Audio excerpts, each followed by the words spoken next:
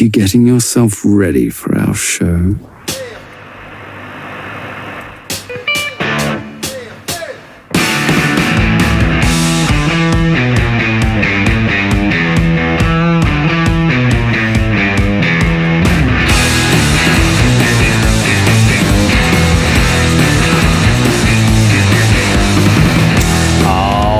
Guys, Jigs and Bigs, it's another Tuesday for you. We got a brand new show. We've got a really good show this week, something you're going to want to check out. We're going to talk about our weeks. We're going to go over what we've been up to over the last 7 days, what's been going on. A lot of different things we're going to talk about here. Sadly, we do actually have to kind of beat a dead horse here in part of our hot topic because something really tragic happened this week. So we have to talk about it. It's part of what we do here on Jigs and Bigs. One other thing you should know is that we got an amazing interview today. If you're in or around Western Massachusetts, you want to check this out. You heard about that alligator in some of our local waters? Yeah, a real alligator in New England, just swimming around doing its thing. Well, that alligator was caught and turned into authorities to be relocated at a facility, and we got the guy. We got Jeremy White, who is going to tell us all about the situation, how he did it, what sort of was going on in his mind. We're also going to get to know him as an angler as well, because he is a fisherman. We're going to talk all kinds of good stuff. We got great stuff happening for you guys this week. We got a good just the tip for you this week as far as ice fishing. If you do any ice fishing whatsoever, you're definitely going to want to check this out. And in our FTG segment, we got one. We got a doozy. Buckle up, guys. We got much more show coming up. Right after this, go ahead, do yourselves a favor. Get something delicious to enjoy while you take in all of this podcast goodness, guys. We'll be back with more right after this from Jigs and Bigs.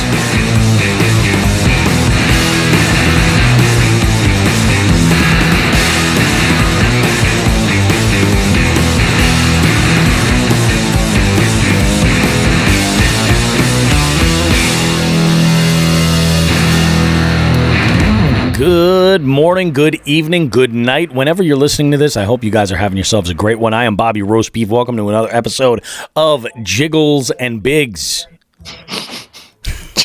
Jiggles? What was I calling it earlier? Jiggles Biggingsworth? Jiggles Bigglesworth. Jiggles Bigglesworth, that's right. The great grandfather of Mr. Bigglesworth, Dr. Evil's cat. Obviously. It's true. He's like Jebediah Springfield of Austin Powers.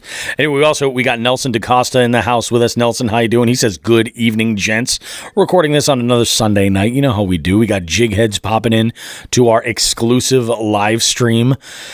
We've got all kinds of stuff that we got to talk about this week, guys. One thing I want to just get out there right away and mention nice and early so you guys understand. We reference the jig heads. We reference the Patreon followers that follow us. Those are the jig heads. They jump in here. They leave some comments and stuff, and we love them. It is awesome. Well, get ready, guys, because you're going to get some exclusive shit. That's coming to you in the next couple of weeks. What are we putting together? We're putting together an entire Howie collective, and we're doing this for two reasons. First and foremost, it's awesome. New listeners, new jig heads can get caught up on all the comedy of Howie and everything else, but I've been inspired by a couple of other podcasts, mainly around two very popular television shows. One of them, The Office. The other one, It's Always Sunny in Philadelphia, where they've gone back at their past episodes and things, or different elements that they've kind of brought together, and they just kind of have this conversation about what's going on. So we're going to kind of like mash up these two ideas. We're going to get everybody caught up on how Howie came to be, all of this other stuff, but we're also going to talk about the behind the scenes stuff, how we started putting all of these things together for all of it. So you guys will be able to check that out. That's going to be on our Patreon feed. That's a Jighead exclusive. And you remember, guys, that is a limited run of memberships that you can get into. They're slowly filling up. We add 2 or 3. It seems like every couple of weeks we start adding more and more and more. So if you want to get into it, you can go over to jigsandbigs.com. Click on the Patreon logo there to join our Patreon membership, and you can become a jighead. It's $5 a month. We have some special discounts that are in there. We have some exclusive content that we put in, and the winter is kind of the season where we really utilize that more than anything else. It's got a lot to do with what's happening with fishing and stuff. So definitely want to check that out. That Howie special will be coming very, very soon. And to tease something else that we have going on, just to tease just a little bit, we also have a look back at 2021, which has been nothing short of amazing, really. I mean, I've looked at the last year, not just in episodes, but in social media and, the projects we've worked on and things that have kind of been happening. And it's like a whirlwind. It's crazy how intense 2021 went. It went by like that, but we're going to take a look back, and we've got something going on that you may have noticed this week. I have been posting to the Jigs and Vigs Instagram story a link for a survey that you guys can go and enter in some of your favorite elements of the show from the past year, and we'll talk about all that stuff. Obviously, we're going to pick the things that we love, that kind of are into it, but we're going to discuss that survey as well. So if you're interested in that, hit us up with a DM or something. I'll get you a link for it, or just watch for it throughout the week on our story, because it's going to show up there, and you can definitely get in on it. Want to say hello to Gravy Fishing. Gravy, how are you, buddy? Things are relatively well as they can be. Given that we're coming up very close to Christmas, and I still have some gifts that have not arrived for the queen beef, if you will. Sean, how the hell are you, buddy? How's things? I'm in the same boat you, bud. Yeah. So, as you are. Yeah, I'm waiting on some Christmas gifts. We got a couple things left to go out and buy. I think this week that'll happen. Yep. Very busy week. Yes, but very good week. A lot of stuff going on. It's been a very good week. And, our jig head here, Ryan Bogley, jumps in. He says, "Good day, fellas." And he kicks this off perfectly so I can bring this in. He says, "Congrats on 13K. Yes, we did it. We're at 13,000 followers on Instagram. I can't believe it. It chokes me up a little bit, actually. It chokes me up just a little bit. It's pretty amazing. There is a giveaway that's live right now. If you go over to our Instagram, just search for the giveaway post. It says, a 13K giveaway, 2 little kids on a boat holding up a largemouth. And you can enter this amazing giveaway. You got awesome prizes up for grabs. You guys should definitely get in on that, enter, and win some cool swag. So there's that going on. So thank you, Ryan, for pointing that out for us. Appreciate that. Man. Speaking of that, yeah. Did you see how I celebrated last night? Yeah, a nice healthy paella from Latitude. Let's not go as far as healthy. I mean, it's still seafood, man. That was a lot of food. Yeah, they don't fool around there at Latitude. I really, really enjoy Latitude. They do pretty fantastic work over there. Yeah, it was good stuff. So I pounded that last night. Nice. Yeah, this has just been a real busy week for me, man. I had a lot of phone calls, mostly pertaining to the coming 2022 tournament season.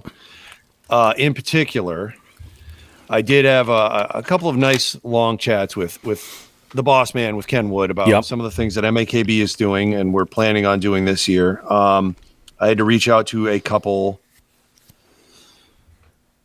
companies that I think will probably be involved with MAKB, and then we'll see if they're involved in Jigs and Bigs too. There's a lot of stuff going on. Some of the things I can talk about with that though are with MAKB. My busy week. One day, permits. Got permits. in. Yeah. So I'm not going to release the schedule until all of the permits come back, yay or nay, and then have to do what I have to do. And then, of course, I have to get Ken's blessing, because I'm sure he's going to want to release the eastern side of the state schedule as well at the same time. Sure. So I will say this. I had to put in there were seven trail stops, as usual, just like last year. We did mix a good amount in. So there's over 50% of them are new stops, or something has been significantly changed in one of them in particular. I split it up pretty evenly. So there's, a good mix of Central, Berkshires, and in the Valley. Nice. So as soon as all that comes back, I'll be very happy to report on what Nelson and I have cooked up for everyone this year. If anybody was planning on fishing, not just Massachusetts, but regionally, Ken and John Ferreira and Adam Rourke and Jason Gardner all got together on John's podcast, the Breakdown, and they talked about a couple of I guess, details on the EKF trail for this year. So there was one major change, which was unfortunately, I forget what month it is. You remember it was July? Yeah, was it July? I'm not sure if it was. I want to say it might have been July. Well, this is all the better reason. Go ahead and listen to that show if you haven't listened to it, folks. Yeah, it's get all the 40-minute details. Show. Yeah, but Sunapee, Lake Sunapee in New Hampshire, which was an event location for this year, has been changed to Winnipesaukee. So nice. We were there last year. That was my first EKF event. I did not do very well. I mean, I could have done better. I could have done worse, I guess. But yeah, so now I get to challenge Winnipesaukee again. Yay.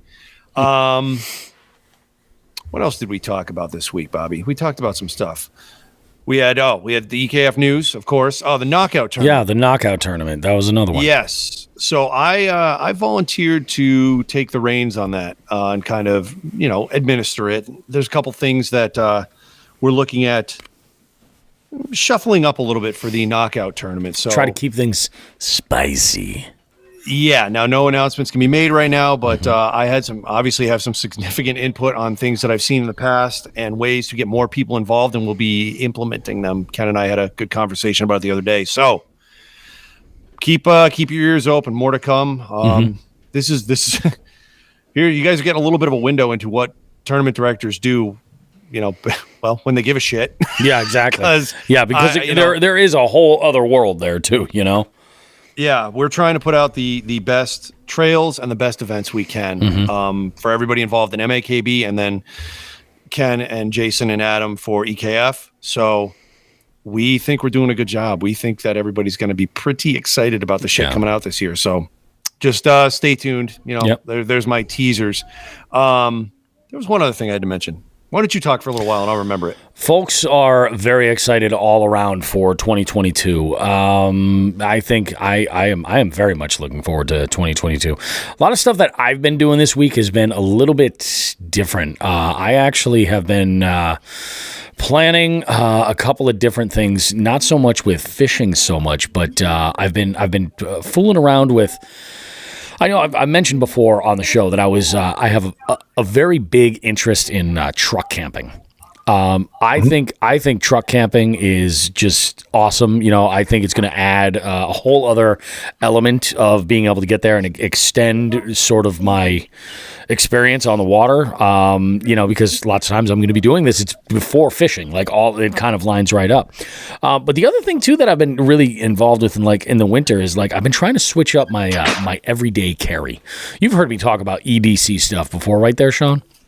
I sure have. Yep. I was very confused at the acronym, but then we got learned. I had some questions. I was looking to try to what I noticed was basically what I would consider my EDC, my everyday carry for myself every single day, whoever you are, whatever it is that you carry on your person or nearby you, either in your vehicle or in a bag or something like that. Usually it's going to change up depending on what it is that you do. And I'm looking to try to kind of have things more readily available when I'm out doing stuff. I'm a podcaster, I'm a content creator. I own a business. There's a lot of things that I do. When I'm on the water, the efficiency is different, but there are times when those things kind of cross over. So I'm working on a couple of things right now. I'm basically what I'm doing is I'm creating a pack that's like a content creator EDC kit that I'm going to, utilize as a way to carry around items to make content on the fly, to go ahead and, do something we talk all the time about, going out and doing things, projects. I'll give you an example. Duck Quesadilla a-thon, when we were going back and forth at Three Bells early in 2021, we were, I was going out of my way to try to make sure I had specific things. I'm trying to get something together so I can always carry them, one bag, just be ready to go with all of that stuff. And I've been fooling around with a couple of things that I really like. One of them is going to come in really handy is I've been updating my how I carry my keys. And I found this little thing that I thought was pretty cool. This little Key Smart sort of organizer. Put all your stuff in here, but this key up here is a USB drive, little flash drive. And what I do there is I'm basically putting elements of the show. So this way I can have those, the music files, the artwork, things like that, where if I'm working on another computer or, something, this has happened before where I've wanted to do something that was Jigs and Bigs based, but I was using my laptop that I use when I'm performing, when I'm doing trivia, when I'm doing game shows, or when I'm DJing. So that stuff doesn't necessarily go over, but this way it gives me a place to always have it on me where I can say like, oh, I'm working on this thing. Great. Oh, I'd love to put this together for Jigs and Bigs. Let's go ahead and do this. Because in an odd way, I never really kind of thought these worlds were going to cross over at all. But when I'm out hosting trivia and when I'm out, I never expected that to cross over with Jigs and Bigs, but the amount of times that it does astounds me. It really does. It's kind of nuts. But so that's been a lot on what I've been dealing with. I've got a huge week this week for events. So it's been a lot of preparation. You want to hear the plight of the game show host? Hit me with some funny shit. So your boy does offer bingo calling services, where I utilize something to go, B17, Yeah. 062, whatever, and I read off numbers and letters and all that stuff. And there's, I think I've worked out of the almost 30 years I've been in this business. I think I've done 4 bingo games. So it's not something that I do all the time, but when there's a demand, I go for it. And I have a client that's in Boston. And it's basically, they do these community organization events, and she wants to do a traditional bingo game. And I said, I can do that. Sure. No problem. Now, I haven't touched this bingo software since early 2019. And this last week I was getting prepared for it, and I went and I opened this up, and this blew my mind, dude. So the software has a 1-year license, and it's cheap. It's nothing crazy, and it's not the best software to use, but what I do like about it is it's very customizable. It'll give me opportunities to do graphics with overlays, so that I can have my bingo flashboard look really slick and be branded toward me. It's really nice. I like it a lot. So I open everything up, and I'm going, and I get the alert that, it's in, it's unregistered. You need a new license code. So I'm like, okay, great. I go to the website to go look for it, and I can't find the website. I don't know what happened to the dude that created that, but it is gone. There's nothing I can do about it. So I have been freaking out the last few days. What am I going to do? She wants to do traditional bingo with cards and daubers, and, everybody will get together and, do it old school. And I'm like, so unfortunately, I can't find a product that really delivers on that. So I found something that will kind of let me kind of make it work. It'll take a little bit of work, and I'm going to, bite down and just grin and bear it and get through the game. But I do have a couple of other options where smartphones will be used instead of bingo cards. Something like that. You're telling me about bingo, and I just had one of my cousins said a couple of great stories about his grandparents on the other side of his family. Yep. He would take them to bingo when they got older, and he drove because as his grandfather got older, obviously, the driving skills kind of went out the window. So it was just safer for him to drive. I should say this. I don't know how long bingo lasted, but he told me he would bring a 6-pack to bingo. Smuggle a 6-pack of beer. So he told me 2 stories. He said one day he brought a 6-pack of beer in, and his grandfather would just fall asleep, and the grandmother was very into the bingo, right? Oh, yeah. And he would just every now and again reach into his bag under the table and crack a beer, and we hear ka-ch. Yeah. The grandmother would slap the grandfather on the shoulder, go, Phil, there it is again. You hear that? What is that, Phil? That's awesome. My cousin's pouring himself a beer under the table. And then the other thing was, I guess one of my cousin's older coworkers played bingo at this one place regularly.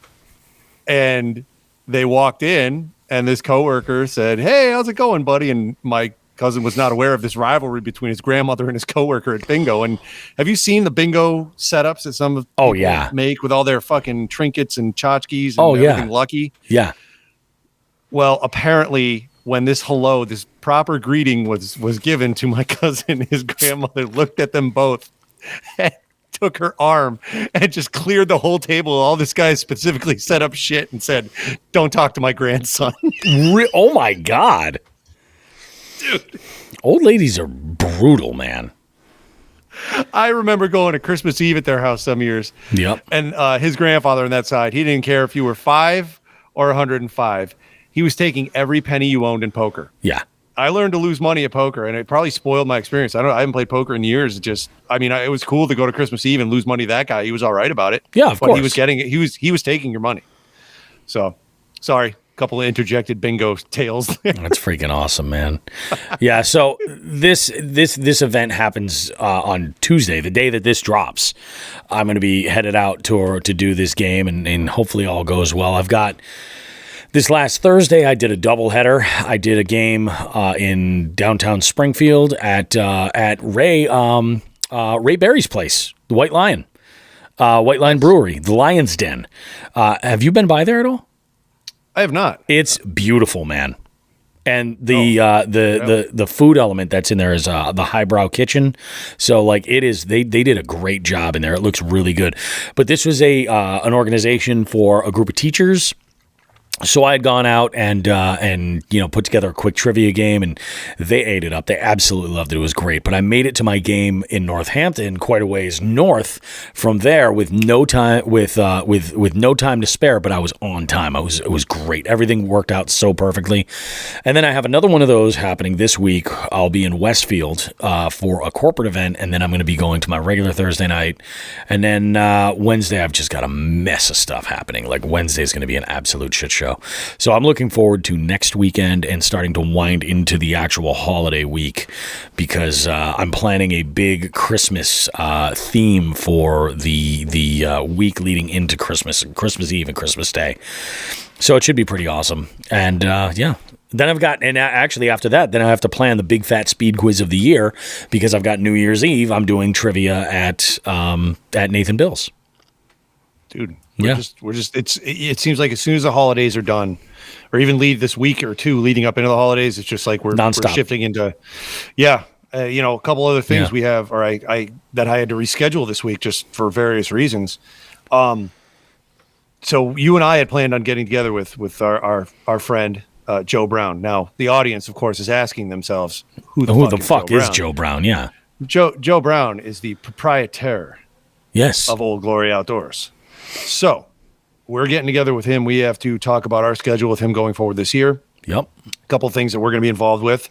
So he had to reschedule. We had some, and both you guys rescheduled on me. I was going to have a one-man meeting here, and then I said, well, let's reschedule this again. So we're in the process of working that out. But the other thing was there was an event down in Niantic, Connecticut this weekend that because of the rain got rescheduled from Saturday to Sunday, and it knocked down the amount of people who were available to be there from the fishing team. But Three Bells Outfitters, they had themselves a Grinch on a kayak being pulled by two fish float, and Lauren would not stop putting lights on this thing. I think as it was driving down the road, she was still attaching lights to it. I think she was.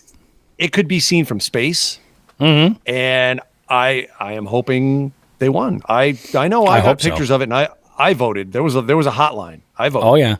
I saw that link. Ka-ching. Yeah, so I hope that went well. I'm sure we'll hear more about that from the Three Bells folks. Absolutely. And and dude, how can we forget this? This is like super important. This is like what my year revolves around. You've decided to peek into the civilian window of Sean the Fisherman, and you and your daughters will be coming over Saturday to pinch. I'm guessing we probably do a couple hundred pierogi. Probably. Yeah, we're gonna do some pierogi. So we'll do that. I'll have the dough made out Friday night, and then we'll roll it and get the kids and whoever else. I think my wife will be there. My kids and the wife pinching, and we'll be good to go, dude. It'll be a good time. Both my girls are looking forward to it. They're like, dude, pierogies are awesome. I'm like, yeah, it'll be a good time. Trust me, you'll love it. You're definitely gonna love it. Yeah.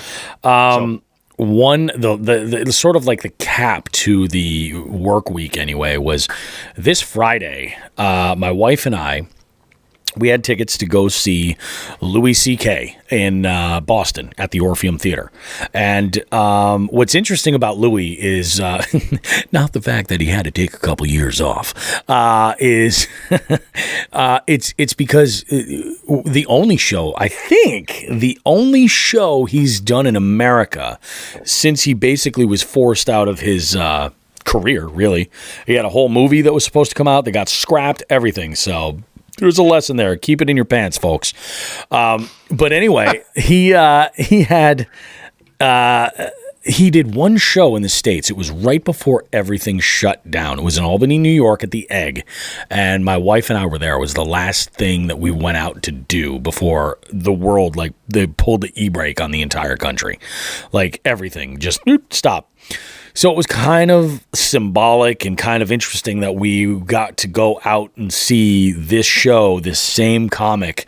And it was just, I mean, it was awesome, man. I've seen him, I don't even know how many times now.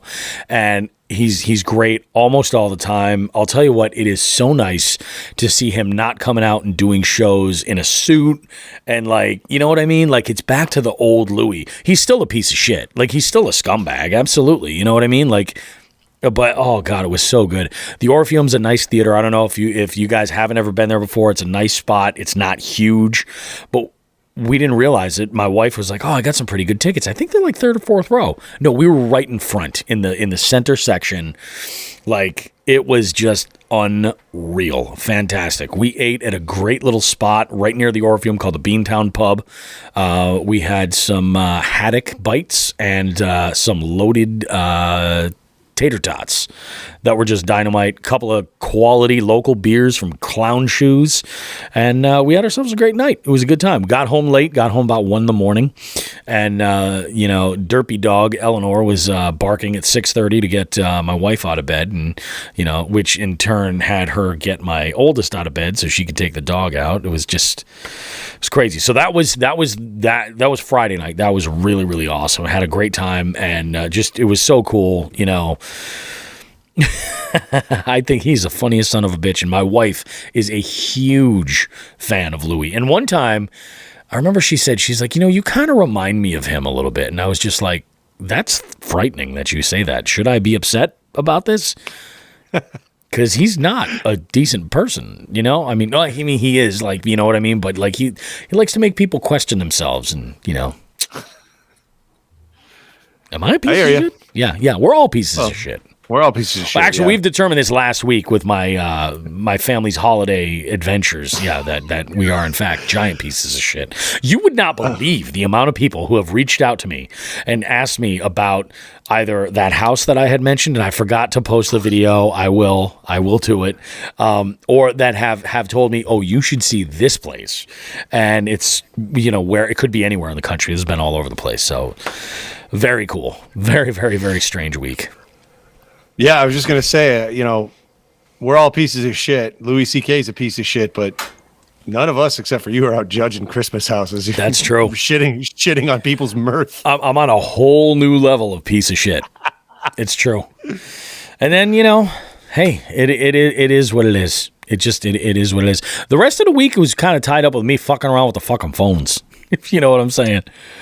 A lot of that. Yeah. We've been trying to get things a little bit more professional because, we've mentioned that, we want to have Jigs and Bigs be a little bit more of a focus with some of the local sportsman shows, boat shows, any of these expos that are going on. We want to try to be there and have a presence. And we realized we're like, we got to come up with some business cards, and we got to, maybe look into some technology, do some QR stuff. And we should probably figure out some kind of a phone so that we wouldn't have to, like, juggle a bunch of different cell phones, that we've been using so far. So I think we have a little bit of a solution. It'll get us there, but things are happening, man. And then the live show. Yeah. God. I should mention the live show, by the way. Another virtual vendor for our live show, Nakwa, officially signing on. Yeah. Nakwa, yeah. And you know what's cool about that is that now not only do we have obviously great info and deals for you guys in the envelopes, the packets that all the attendees will be receiving there, but there's going to be an opportunity to win great prizes from here in our Deal or No Deal parody game that we're doing. Knock was on board. I know we've got I had a conversation with Matt Thayer from Klondike Custom Creations, and he's even putting together like a Klondike kit to throw in there as well. And trust me, if you guys throw any type of baits in the water, you're gonna want these things. Like, he was so kind to send us a giant package of wire baits that he created, and I gotta tell you, these are some of the best buzz baits and spinner baits. The only spinner bait I've ever caught a fish on is one of his creations. So I have it in my safe right now. It's not going anywhere. And I got a hold of two of his bladed jigs, and you know me, I love gigantic chatterbaits, bladed jigs, whatever you want to call them. In Minnesota, they turn up everything. Yeah. So I'll be having some fun with that. That's awesome. I mean, just so much good stuff going on here. I think for my week, that pretty much about does it. My family today, we had made the decision. We're like, oh, you know what we should do? We should order dinner from Frigo's again. That was really great. We should go and do that. And I was like, that's awesome, because then I can get down there with some stickers and everything, because I'm a piece of shit and I never made it back down there during the week. So I said, that's great, honey. Go ahead and check the menu, see what you want to do. And she goes, I have bad news. And this is like about 3:00 this afternoon. And our plan was we were going to go out and do some driving and some judging of holiday displays, because it never gets old. I mean, honest to God, guys, it never gets old. Just go and like pull off to the side and take it all in and go like, but they use 2 different colors of white bulb.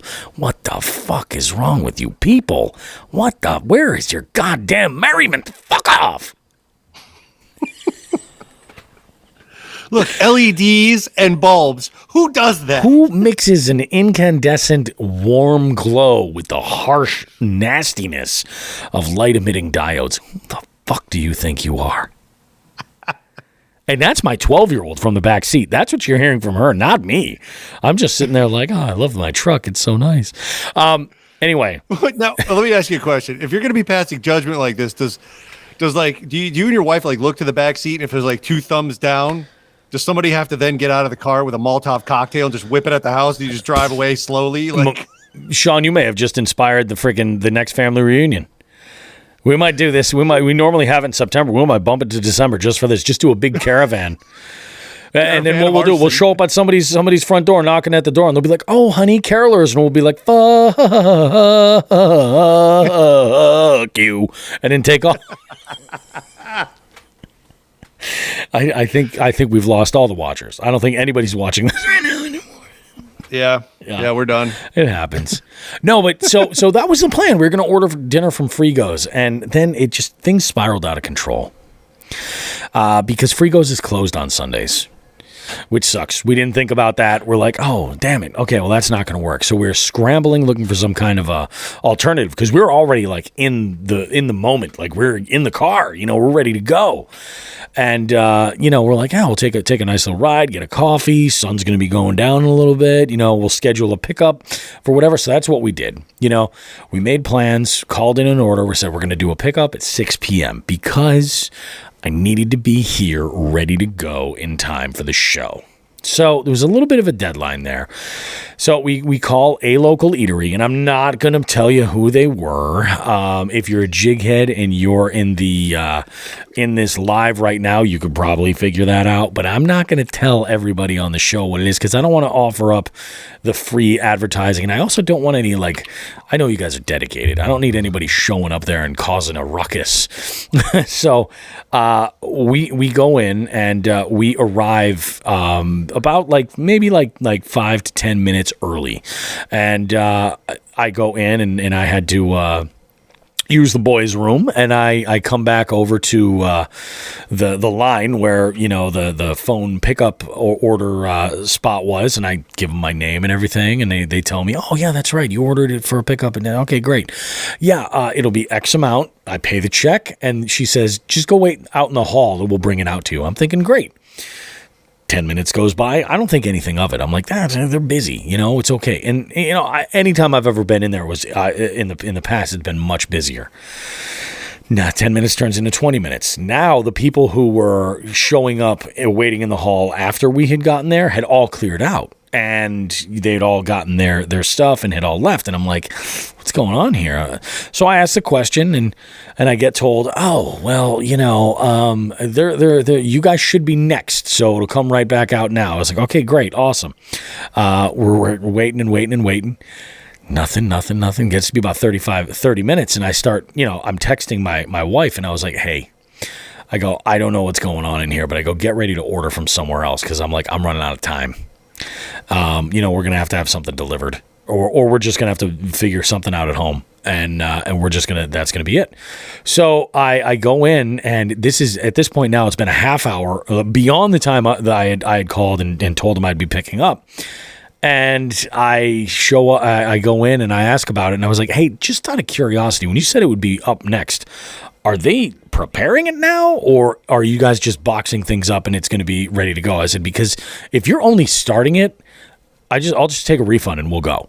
Like, we don't want it. And she's like, okay, hold on. So then, of course, she goes to get a manager.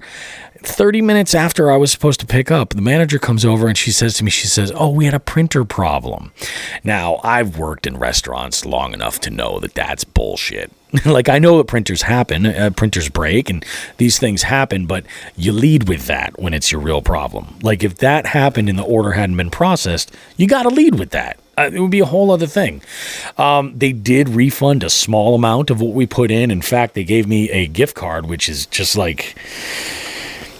I know why they did it. They tried to make it seem like it was that much larger of a refund without actually, taking money off the check, which they did. They did slightly, and it sucks because this is one of those things where they have a bunch of people working back there, and they're actually hiring, which blows my mind. But I feel like people are just tripping over themselves, and something got overlooked. But like, guys, with customer service, like, it's important, like, that you fucking come through with shit. Because there was one time, and I say this because I had an instance at trivia one night where one of my venues, one of the managers had said something that I thought was amazing. He said to his staff, he goes, hey, we had an issue with this call-in order or this takeout order, or was it DoorDash or Uber Eats or something. And they said, the problem is this. They go, when it goes out and something gets messed up, it's out of our hands. There's nothing we can do. Like, all we can do is take a shit review for it. Like, we can't even give a gift card at that point, like, at that point, it's gone out the door to a delivery person to that house, and we fucked it up, and I said to the woman when I was there, I was like, I'm running out of time. I got to get moving. I got places I need to go. So it's just one of those things. Like, you want to talk about, I was infuriated, absolutely infuriated. And, Sean knows how I operate. Yeah. Did you actually get the food, or did they just give you money? We did. Oh, dude, if all they gave me was what they gave me and we didn't get the food, I would have been leaving a burning building. Like, I'm like, no, that's crazy. So they got it out to us, and it sucks because it's dynamite. The food is wonderful. But I'm like, oh, you got to be kidding me, like, with an order that's made that far in advance. At that point, it had been 2.5 hours since I had ordered, and 30 minutes after I should have picked it up. Like, if they would have led with, hey, we fucked up and we have to make this, it would have been a totally different situation. But I hate getting the runaround. That's the worst part. It's like, come on, man, Yeah, it sucks. Yeah, so that's just my deal. It is what it is. It's just that way. That's what we got to do. But after you, sir. Oh, I was just gonna say. So that's that. I'm not gonna blow anything up or anything like that. I mean, I don't want to blow up the name of the place or anything like that. Plus, I also don't want to give them any free advertising. So there's that. Fuck them. This is an extra off the books. Fuck that guy. Yeah, it's like off the books. These dicks. Hey, so I've been kind of perusing through the messaging going on with all the jig heads over here. Yes, all of our I saw patrons. that. And there's Gravy Fishing. Eric, how are you? Haven't said hello in a little while. Very, very good question. Very good question. Which one? Asking a few questions about MAKB, which I can't answer right now. Sorry, man. As soon as I get permits back, I have something on paper, I'll let you know. But then he throws out to Ryan Bogley. Ryan, are you joining MAKB? And Ryan comes back with a little bit. He's got too much going on with the big boat world, jumping on any kayak trails. But that begs the question of, why did you just buy a kayak, Ryan? Are you being sneaky in a backdoor in MAKB this year? What now? A little backdoor action. Yeah. Backdoor Bogley. Yeah. Backdoor Bogley the butcher. The butcher in the back butcher. He's butchering the back door. Chop, chop. I am a piece of shit. All right, Ryan, we're going to need your address. Bobby's got to drive by and judge your Christmas decorations. You know what? We haven't gone out, like we haven't gone by the Old Glory Way or anything like that. I should do that. I should pull up at night because I know Joe. I mean, I know you guys don't know who the fuck Joe Brown is, but I know that Joe has enough Christmas spirit that there's probably some lights on the sign or something fancy. I should do a live from in front of that sign at night. I really should. I think next weekend we're going to take a ride out to good old East Brookfield. Make a little visit. Bring eggs. Bring eggnog. Bring nog. Teach them a lesson. We'll bring some nog. What's with all this nog? Oh my goodness. Well, we have something unfortunate to talk about now. Yeah, we do. And everyone is probably for the past 2 years sick and goddamn tired of hearing me talk about it, hearing you agree with me, and then you talk about it, and then I agree with you. Yep. There was an unfortunate incident this past week in our neck of the woods, up the Shears, and I did get a couple details on it. So there was an unfortunate, I guess it's classified as a drowning, where there was a kayaker out in one of the ponds up in the Berkshires, and the kayak flipped. Yep. And he was calling for help, and he was wearing, in fact, a PFD and a wetsuit. And wow. Due to the water temperature and the conditions getting him out of the water, he still spent too much time in the water and passed on. And that's unfortunate. I did read the article initially, 4 or 5 days ago. When did we first talk about this? 4 or 5 days ago, I think it happened. Yeah, it was about 4 days ago. I thought from the headline it made it sound like he died in the hospital. He did. Oh, but he did. I mean, Okay. He could have been on some sort of support between the lake and. Gotcha. I'm not going to. There's no reason to bring this gentleman's name up. It sounds like he was a pillar of the community, and this shit happened. Yeah. But if this doesn't illustrate the seriousnness of what we're talking about, where do everything you can to mitigate this. So, when we talk about I like fishing in cold water. But to be quite honest, it's wide open. No one's out there. Yeah. But when I fish cold water and I have to wear a wetsuit, one of the things that I always do, and even if I'm alone, especially if I'm alone, I always fish water bodies that I can stand up in. Yeah. So, if I go out to Cape Cod, I'm not fishing a place. If the place has a 10-foot deep hole, You're not fishing it.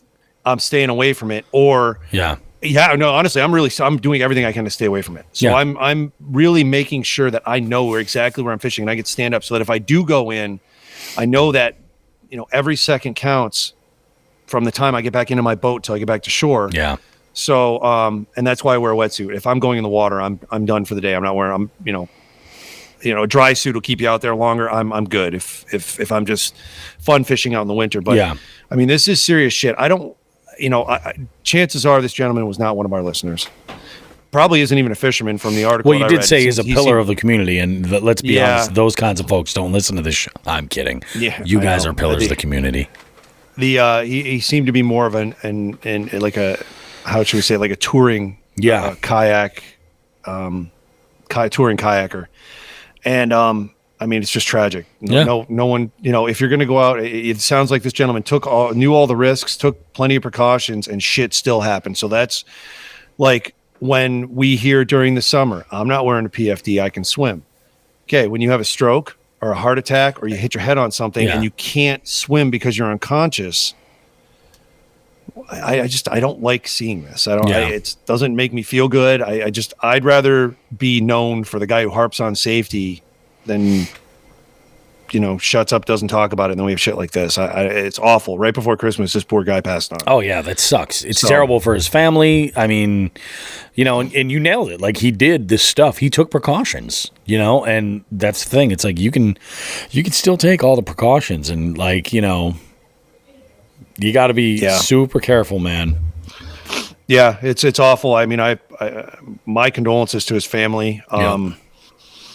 It just sucks. It just sucks. Yeah, it's Sucks, shitty. man. It's shitty. So if you are going to go out and you're going to get in your kayak, you're going to get on a boat at all, have your PFD, wear the appropriate clothing so that this way you don't get stuck in this kind of situation. Don't risk your life to catch some fish. Trust me. Don't. If you're going to go out on the ice, have your ice, what do you call it? Your ice picks, so you can get up and out. Do the required, steps in order to ensure that you're going to get to fish another day. That's what you want, ultimately. That's the biggest catch. Yeah. Yeah, be safe, people. That's it. Like, yeah. No matter what you're fishing for, no matter when you're fishing, springtime, all you anglers that fish a lot in the spring and then taper off towards the end of the year, I see a lot of you guys out there without life vests on and no protective clothing. We how many times did we bitch about it last year? Oh, it was almost nonstop. Yeah, it was every time we got on the air within the week prior. We had so many instances of just seeing people out there. Hey, it's 45 to 50 degree water, and because the air is warm, it's 60 to 70 degrees. They're wearing shorts and a t-shirt, no PFD. The wind's blowing. They go in there. They're in the same position as this gentleman from this week. So yeah, that's all I can say. I'll continue to harp on it every chance I get. Yeah, someone needs to. There's obviously there's, and let this be, this is really unfortunate and it's a tragedy, but learn from this tragedy. Don't risk it. I mean, could you imagine, I know he passed, but like, imagine had he not had a PFD, he might, they might be like recovering a body from that body of water. Exactly. That's what I was thinking. Mean? So chances are his PFD and his life preserver contributed to him still, being able to call for help. Yep. One of the neighbors reported calling for help.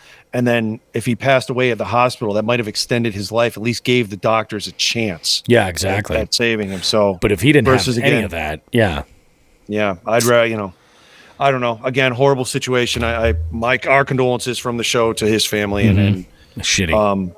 Please, everyone, wear your protective gear, follow the rule of 120, and don't put yourself at risk in any way. That's all I can say. Unbelievable, man. Unbelievable. So a couple things that we do want to discuss before we move on to the next portion of our show.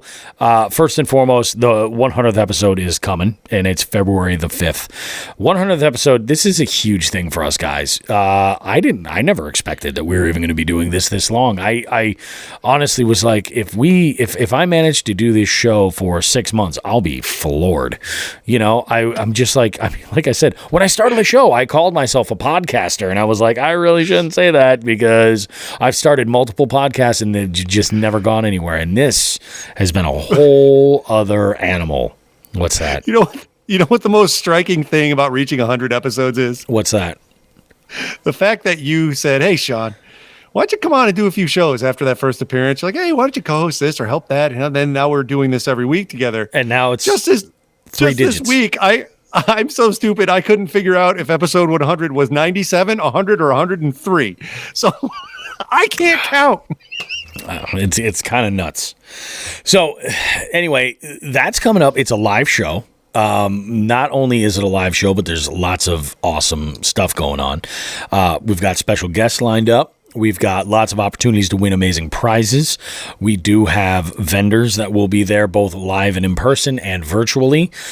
We also have, it's just a whole lot of fun, and you're going to get to be involved, especially in that instead of an interview segment, we're going to have it's going to be like a combination, ask me anything, like sort of roundtable with our guests. I'm telling you, you guys are going to love this. We've done our homework to know kind of what it is that you're looking for, what people have have said that they're into. I think you're going to love it. It all goes to a really amazing charity. Make Massachusetts fishing spots great again. We have a giant check.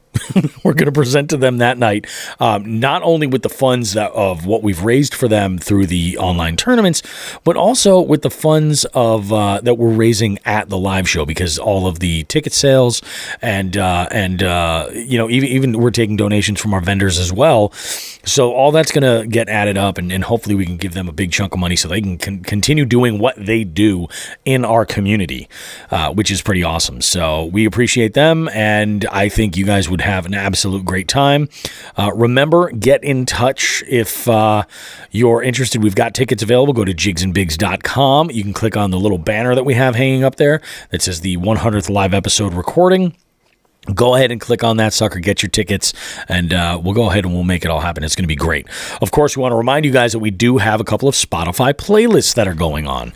A couple of these songs, or a couple of these playlists, one of them is chock full of all kinds of stuff, and we started a volume 2. We've been slowly adding more and more and more songs on there, and it's been really good. I think it'll be pretty... I think you'll enjoy it. It's a little all over the place, but it's fun. We also have our fishing report coming out now. That's coming out through the winter. It's on a bi-weekly schedule. Of course, Cheryl over at northeastwildwoman.com does an amazing job of orchestrating the entire sort of not only just the print, but also just deciphering from all of the contributors, all the details and everything of what they have going on. And this is a tough time of year for anglers. It really is. Nobody's really on the ice with much, at least in the valley where we are, nobody's on the ice. I'm sure some people are out in the Berkshires, crazy, but so there's that going on. And then, we've got merch available for you at jigsandbigs.com. A few new items will be dropping after we get into the new year.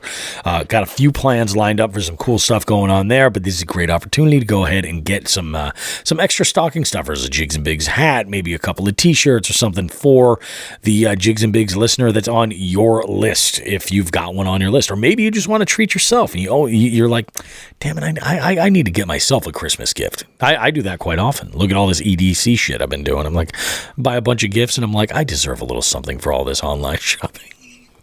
Sometimes you just got to play Santa Claus. You got to do it. Hey, and it looks good on me. The Santa Claus. Ho, ho, ho, motherfucker. True statement. And then the last thing that we want to mention, of course, is we want to throw out that we have a brand new contest happening on our Instagram. We officially did it, guys. We hit 13,000 listeners. I can't believe that. And what's so cool about hitting that number is that over this weekend, it was just yesterday. It was just Saturday night. I was hanging out with my dogs. I was making dinner. My girls were at their holiday dance recital charity event that they were doing. My wife was there at the show with them, and I'm hanging out with the dogs. And I happened to look at our insights, and I saw that we were at 12,999 followers. So I took a screenshot. I posted that, and within minutes we hit 13K. So it's climbing and climbing and climbing. But if you go to our Instagram, you can go right now while you're listening to the show. Go to our Instagram and look for the 13K giveaway, the post that's up there. It's got 2 kids in a boat. Well, a little boy's holding up a bass. It's a little video. Go ahead on there. Check out the description. Amazing prizes are up for grabs. Love to have you guys all enter. All you got to do is just tag a friend in the comments, basically, and be following all of the accounts and then like that post. That's it. And we're going to be continually doing these giveaways every time we hit 1,000 new followers. So this is a great opportunity for you to go ahead and win some cool prizes. Sean the Fisherman is next up for his Crossing the Threshold. And then, something big also does happen when we cross a 5,000 marker. That is where we take basically all of these prizes and we kind of upscale or upgrade them. So it's pretty awesome. So, yep. And the Sean the Fisherman's flirting with 900 right now. That's flirting. Awesome, flirting. Yes, It's getting flirty. Actually, you know what? Because we're doing a giveaway on Jigs and Bigs, you should see a little bit of a kick up from that, as should Bobby Roast Beef. So we'll see what happens, because you got to be following all those, man. It's a good thing. Let's go. One thing I do want to call attention to before we get into this last bit here. Oh, Elise. Elise joins us, and she's in here, and she says that she's having a little bit of an issue. She says that she's so backed up, she ate 2 bowls of beans. So I'm going to assume that backed upness is temporary, and that you're going to have plans later. Do we know if there's a cheese plug involved? There could be. Has Ellie popped the cheese plug? The girl loves her cheese. She also says, congrats on 13K. Hope to see that doubled soon. That's what we're going for. You know how many prizes we will be giving away at that point? Like insane prizes. Insane prizes. Nick says, don't trust any farts. Well, that's just a given. That is on a Sunday night. That's a bad idea to trust a fart. You never trust a fart. Never trust a fart. Oh, goodness. We have something for you guys in our next segment. We've got an amazing Just the Tip that will certainly, if you've been flirting with the idea of ice fishing, I think you're really going to like this. Like, really. I mean, if you're kind of throwing it out there, you're just like, oh, this could be kind of cool. Maybe we'll try this out. I think you're going to like this Just the Tip a lot. We will also be going over we have an FTG this week, and it's a doozy. And it also kind of involves the ice. So get ready, guys. We will see you in a bit. We don't go too far. We've got much more show coming up right after this quick message. Jigs and Bigs is proud to announce we're being supported by Old Glory Outdoors. They're a veteran-owned company that carries fishing and hunting gear. Plus, they're highly active in supporting veteran organizations and charities. Old Glory is an authorized dealer of favorite rods, FX rods, Guggen baits, X-Zone lures, Sixth Sense, and many more. There's a brick-and-mortar store located in East Brookfield, Massachusetts, but you can also order online at oldgloryoutdoors.com. They ship anywhere in the lower 48 states, or order online and pick up at the store. When you order, use the promo code Jigs and Bigs, and you'll save 10% off your complete order. Plus, you'll help support the show. Make sure to check out the apparel line called OGO Gear while you're there. Old Glory Outdoors believes in the slogan, start 'em young, to keep kids away from screens and enjoying nature. They've got a full array of live bait too. Check out oldgloryoutdoors.com and use the promo code Jigs and Bigs. Save some money and gear up now. Hey guys, I often get a lot of really good feedback about my beard. Lots of times people actually will ask about what I use for beard care products too. For a long time, it was nothing other than a brush. But things have changed and my beard is styled better and much healthier than it's ever been before. The main reason for this is that I started using beard care products from livebearded.com. Right now, I'm using Live Bearded's beard wash, the conditioner, oil, and the beard butter. I'm also using their bar soap too. In all in matching scents, I should add. The products are 100% natural and they don't leave your beard feeling weighted down or crusty. I've discovered livebearded.com on Instagram and ordered their sample pack of 6 different scents to figure out which one I like the best. I really enjoy the Gunslinger and American scents most. I've been using the sample kit and I really enjoy it, and I've upped it and gotten a full lineup of all their products in the scents that I like. I realized the level of quality that wasn't there in other products that I've tried before. It really did make a huge difference. So I've got a special offer for you. Visit livebearded.com and use my code ROASTBEEF, all one word with no spaces, and you'll receive a 10% discount on your order at checkout. Try the sampler kit for just $10 or go all out and get the full lineup of great products. There's kits available too, and they're great for gifts. And you can even sign up for a subscription. Save a little bit of money, and you'll also find that you won't run out of your favorite beard care products. Check out livebearded.com right now and use the promo code ROASTBEEF to save some cash and look like the epic beardsman you are.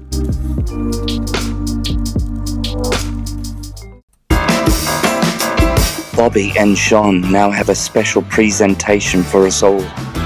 They'd like to give everyone just the tip. It's always a good time. It's always a good time. Oh, you folks who are not throwing money at us to be patrons are missing out on some You really disgusting are. shit. There is some great stuff. There's some great stuff. Some fishing related, some culinary related, some not related to anything, and we're just vile humans. And oddly enough, some that kind of ride that line of fishing and culinary together, and also just disgusting, behavior. So that's us. Yeah.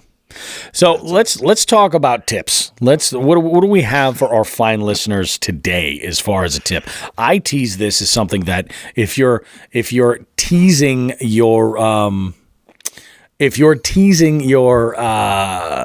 you've got the itch to maybe get out and ice fish, but you're like, oh, I got all this other gear I got to get this and this and this and this and this. We have a tip that I think is going to help you get out there a lot sooner than maybe you think. Yes. So a few years ago, well, let me start even before a few years ago. My ice fishing career has probably been hindered by the fact that I'm too cheap to buy a gas auger. Now, when we were growing up, we had two options. You had a hand auger or you had a gas auger. Yep. Right? Or when one day me and a buddy had some strange ideas, we actually took an axe to the ice, which it worked, but how well is debatable. So with those two options in mind, hand augers are obviously the less expensive of the two choices. Definitely. So nowadays, your choices have expanded a little bit. You have electric. Yep. And you have there's propane augers out there alongside the hand and the gasoline. The hand augers are still inexpensive, and all the other three types, I mean, they're just not cheap. Yeah. Now, fast forward to maybe, 4 or 5 years ago, whenever I really started ice fishing with Nelson, we went out and he had a contraption. That is the technical term for what he had. He had a contraption. He had modified the end of a hand auger. So that, hand augers are usually two parts. The part that you grab the handle, and then the auger itself, which is usually 3 feet or so, 3 feet long. Does that sound right to you? Yeah. About 3 feet. 2 to 3 feet, whatever. And the handle actually goes in to the auger part, and then there's a little, it's threaded. There's a little a bolt that goes in there, and you thread right through it. Right, acts like a cotter pin, and you do your thing. So Nelson had an old electric drill, and he had at the time modified it so that there was a piece that could take an auger, like an adapter. Nowadays, those adapters are made. Yeah. So on top of the four options of the hand, electric, the gas, and the propane, you have the ability to modify your own power drill if you have a handheld, and you can get an adapter, which I just bought one this week. So if you're looking to get into ice fishing and you don't want to spend a ton of money, because that's where the biggest cost is going to be. Your biggest expenditure is going to be the auger. Buy a hand auger, and there are numerous companies out there now on Amazon that are selling these little adapters, and it's basically just an adapter that you put right into in your power drill, and then the other end goes inside of the auger. And I'll find out what I need to do with mine. Maybe I have to buy a cotter pin or I have to buy something, but whatever. It goes from there. Now, here's the best tip. Nelson let me know that when doing this, the smartest thing to do is, aside from this adapter, you want to have like a free, shall we say, free spinning, so it doesn't spin, leash between the power drill and your auger end, because as we know, power drills are not infallible. They will lose, their bits will come out sometimes, even if you think it's in there tightened all the way. Oh, yeah. So if it falls out, yeah, you don't pop a hole in the ice, and the only thing you bring back up is your power drill. And the auger is now in Davy Jones' locker. Yeah. So try to secure some sort of a leash, like a paddle leash would probably do the trick, because you can, one end would slide right over the auger and just tighten it down, and the other end should go right to the drill or to your arm or whatever you want to tie it to. So you guys now have options. There's a good tip. It's not spend that kind of money. You don't have to do that. There's really inexpensive options available for anybody who wants to go out ice fishing and cut a hole in the ice. That is awesome. That is really awesome. Sean, I've seen a couple of, and I probably should think a little bit more. I should think, most of the time I should think a little bit more before I talk. But I want to say that I've seen some augers that were specifically, they look like they were made almost like they were the bit. Yeah, I've like seen a those smaller. They're a very small auger, and I think that the benefit to that is lightening your load of what you're carrying out on the ice. So like if you're going to do minimalist, like if you're just going to sit there with one, jigging rod and work a spot, something like that might be something to look into because it's something you might be able to strap the auger to a backpack or something and keep the drill in there, and you can be a little bit more free to go. But I mean, the options are there. You just kind of have to get creative. Just going along with being cheap, that option is available. I was going to mention that as well. I slipped my mind, but with having that option, so your power drill costs X amount of money. You're going to need that for both of those options. The adapter on the method I'm saying is whatever, $15, and then it's like usually about $60 for an auger, for a hand auger. About that. So you're talking $75 or under $100, right? Yeah. Those adapters start at about $150. Or not the actual augers, yeah. They start the ones where it's one. The top of the auger is a bit that you can put right in a power drill, and those are the other thing to think about too is the size of the hole, because all of those that I've seen are very, very small. So like, let's say you hook like a big pike, and you're like, shit, how do you deal with that, huh? Yeah, they're 8 inches. The smallest ones I've seen are 8 inches. So those, that's plenty of room. Yeah, that's a ton of room. Yeah, I mean, I've seen some 10-inch models too, but I haven't seen anything smaller than 8. And all I use for hand augers is 8s anyways. So I'm good to go. Oh, there you go. I mean, pike. I don't know. Sometimes like I try to think about some of the pike I've caught, even the big ones, even the ones that are over 35 inches. They're not like. They're not like bigger than 8 inches sideways or up to, top to bottom. They should be able to slam right into a hole. You know what I mean? No, that makes sense. That makes sense. Spit on them if you have to. Whatever, you're fine. He says, spit on them if you have to. They'll be okay, guys. They're going to be okay, guys. Holy shit. Disgusting. Well. Fuck that guy. Fuck that guy. I'm so glad that we get to play this intro today and go over. We have something brand new. You want to talk late breaking? Like this kind of like stirs up some feels, some vibes. Being in the newsroom, like, oh hey, such and such is breaking. We got to get so and so is going to speak. Got to get them on TV. I mean, it kind of gives me that breaking news kind of vibes. I love that. But we do actually have an FTG segment, and this one comes to us from our jighead good friend Nelson DeCosta. He's got some info that he's going to share with us. And when we wrap up, I actually want to talk about one more little FTG thing that was a little something special. We'll talk to that. But first, let's go ahead and hear from Nelson, see what he has to say. Hey guys, this is Nelson. I got a fuck that guy story for you. Hunting edition. A couple weeks ago, it was the opening day of shotgun season here in Massachusetts for deer. And me and my dad headed out into the woods. I ended up seeing a deer, but couldn't get a shot. About lunchtime, my dad had to go, so I grabbed a bite to eat, and I headed to a different area, to a stand that I have set up. As I'm coming down the trail, I see that there's a guy sitting in my stand. He waves at me like it's no big deal. I kind of put my hands up, asking kind of, what's up, dude? And he ended up getting down. We had a conversation. He was actually a pretty cool guy, but fuck that guy. He was in my stand. It seems to be a recurring thing in the hunting community that people are getting their stands and their trail cameras stolen. If you're one of the pieces of shit that's stealing people's stuff, fuck you. Fuck you. Fuck you. Basically, holy crap, man. Like that's coming from the nicest fucking human being I know.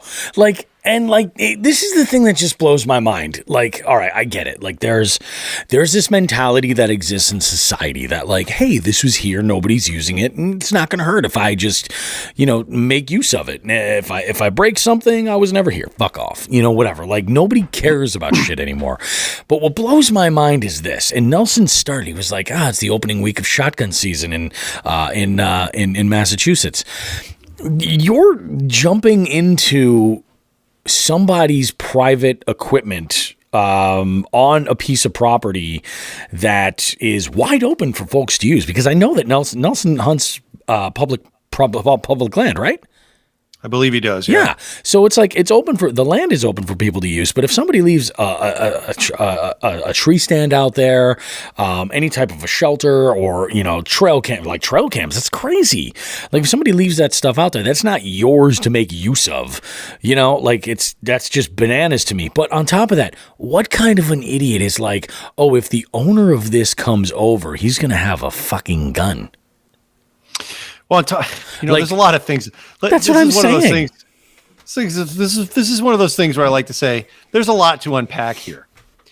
And one of the things is so if there's a tree stand up, whoever put that tree stand there has probably done some homework, has probably cleared some shooting lanes, has probably done a lot of work, and then this motherfucker just decides, rolls up. I'm going to go do all this shit. That's like watching someone during a tournament or during pre-fishing, watching them catch fish, and then sitting on that spot.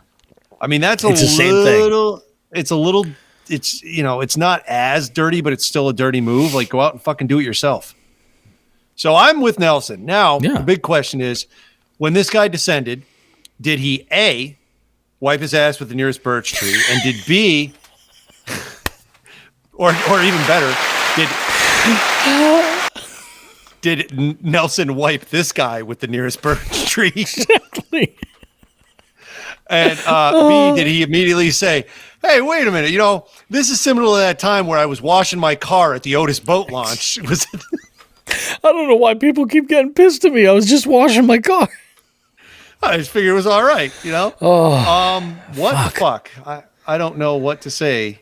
It's just messed up. It's a common courtesy thing. I mean, really, this is obviously, I would say, I would have to assume this is somebody who's not going to take the time to put together his own stand in whatever place. Was he just casually hunting? Was he just like, oh, I thought this is how you did it? These just grew here. I thought I could climb a tree. I like to have Nelson with simple fuck that guy. Like who the fuck? Yeah. Well, which brings me to this. So a few weeks back, we had shared a song that kind of sums up the fuck that guy. I don't know. Would you call it a movement, a revolution, a religion? A religion. Oh, fuck that guy. Oh, fuck that guy. And a fuck that guy to you. And a fuck that guy to you. Yep. We're so going to hell, Sean. We weren't as already. If that was ever a question before, but no, whatever it is. But we found this song from a group called the Dirty Knobs, and the Dirty Knobs puts out a song that's called "Fuck That Guy," and we closed out the episode with it that week. And I was just like, "This is so perfect! It's awesome!" And I love all this stuff goes around full circle because was it Tim? Did we get a message from Tim today, or was it Joe? Because I know we're in multiple group chats. It was Tim about the same song. He had apparently not heard us play it last time. Yeah, that's right. It was. That's right. It was Sean. It was Tim. Yeah, there it is. Sean and Tim. Yeah, and he goes, "Oh yeah, I got to check this out song. The Dirty Knobs. Fuck that guy." And I'm like, I love that it's at least getting play, And he's. Yep. That's awesome, man. Our silly ass little show takes up some rent-free space in Tim's mind enough. He hears the song and he's like, "Oh, these two idiots would love this." And then we were like, "Oh yeah, absolutely, we love that song." I would also like to thank Tim for not sending any pictures this week. That's also true. It's also true. We're gonna poor guy by a complex. We got to catch up on some of these comments before we jump to our next segment here. Let's see. Loaded potato with a couple of zingers. He's got a couple of real good zingers. Right once we started got through that segment though with Nelson's submission for FTG, Jerry Howes jumps in. He goes, "Same thing happened to his sister on Saturday," which I can't even believe. That is crazy. Just the audacity of people. And then loaded potato. whoever put this stand here probably won't want to use this on opening day. You know, I haven't even thought about that, but you want to talk about like the most perfect, like boneheaded, this is probably left over from another season. Maybe archery. You know, nobody's put this stuff up yet. Fucking idiots. Idiots. Andy even noted above that, it's like taking the guy's boat from the ramp and fishing his spot on opening day. So that means, hey, I'm going to leave my kayak here, go back to my truck, and some fucker just, hey, look at it. Sweet, free kayaks. Yeah, free kayak. I love it. Free freaking kayaks. What a dildo. And then Nelson comments, he says he actually thanked me for not getting too pissed and told me the story that happened in Minnesota where the guy shot 7 people from a stand that wasn't his. Yikes. That's sketch, man. That's real sketch. Unbelievable. One more from Loaded Potato here. He jumps in. He says he's aware of the situation and still climbs into the seat. I hope he hasn't procreated. Yeah, well, sadly, stupid seems to do that. A lot. Too often. I think these stands should just come engraved with something that says this isn't yours. Yeah. Like this does not belong to you. Yeah, but then you're expecting somebody to read something and like take the time out of their day to acknowledge it. You would hope that the vast majority of people might see like a note like, hey, this wasn't meant for you. You know? No. Yeah. Apparently not. People are stupid. Fuck that guy. Yep. Fuck him. Oh, good Lord. Okay, so that was really good. Just as a reminder, guys, if you ever want to submit a FTG submission for us, and you heard it today. We dive into the hunting world as well. Really, when it comes to FTG, if it has to do with the outdoors at all, we'd love to know about it. Absolutely. So if you want to submit somebody for our FTG segment, go right ahead and do so. Just go to jigsandbigs.com. You can click on the leave us a voice message button. In fact, when we revamp everything there, we will have specific buttons for different things that you can leave, submissions for, or shoot us an email or what have you. So we got all that coming up for you. When we get back after this quick break, we have an awesome guest on. I had stumbled upon this guest in a Western Massachusetts-based fishing group on Facebook, and we got the Gator guy right here. We have Jeremy White. He caught the Westfield River baby gator that was real. I really kind of was like, no, there's no way there's a gator swimming around in any of these bodies of water. Baloney. Yep, it was real. Yep, he caught it and handed it over to the proper authorities that are going to place it and basically rehome it where it can, live a happy life in captivity. So where it can grow into a belt or a pair of shoes. A belt or a pair of shoes or some nuggets, maybe with a dilly tartar sauce, if you will. Maybe there's just brainstorming right now. Maybe we get some exotic animal meats for the next OGO invitational, huh? Oh, that's a really good idea. Like, yeah, something. Yeah, that would be really good. Oh, maybe we do Wheel of Meat. Wheel of Meat? Wheel of Meat. So you do like stuff that's like awesome, like elk. And then you do stuff that's questionable, like beaver taint. Like, you know what I mean? I've heard that raccoon is... I guess it's just done the right way. What we can get a hold of, right? Yeah. Oh, yeah. Let's do that. Wheel of Meat. All right, taking that note. I like that. Wheel of Meat. We got a lot of wheels that we're planning on doing this year. Dude, the public fucking loves wheels. They can't get enough of wheels. 22 is going to be the year of the Jigs and Bigs wheel. It is. The wheel keeps spinning round and round. We got to, wheels and deals, because we've been doing Take It or Leave It, the Deal or No Deal parody.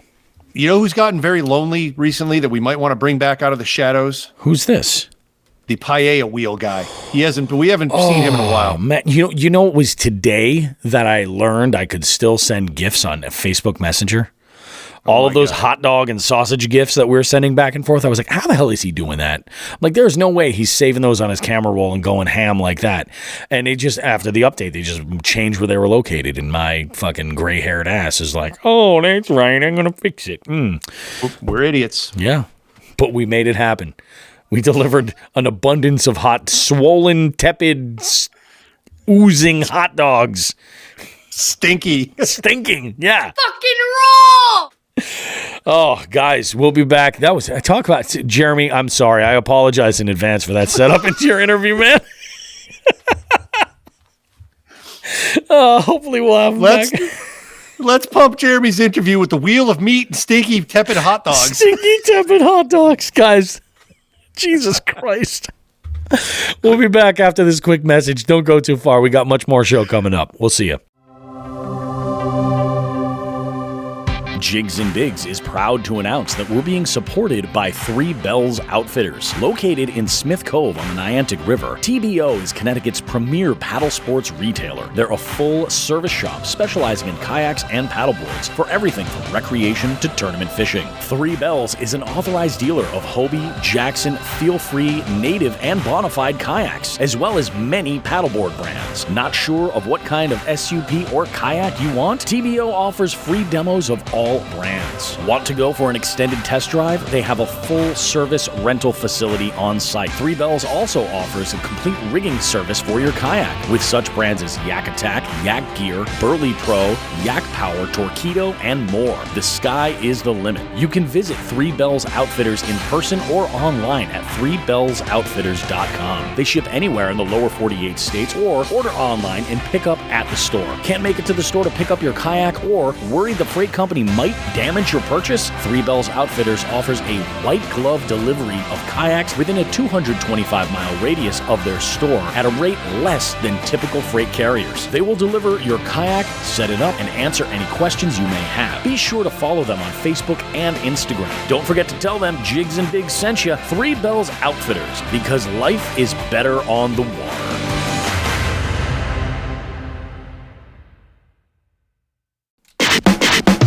Alrighty, guys. Bobby Roastbeef here for Jigs and Bigs, and we have an interview guest this week that's kind of a headline maker locally in our local area of Western Massachusetts. Before we get into this, Sean, what do you know about alligators, man? They got teeth. They're reptiles, a few million years old species. Living dinosaurs.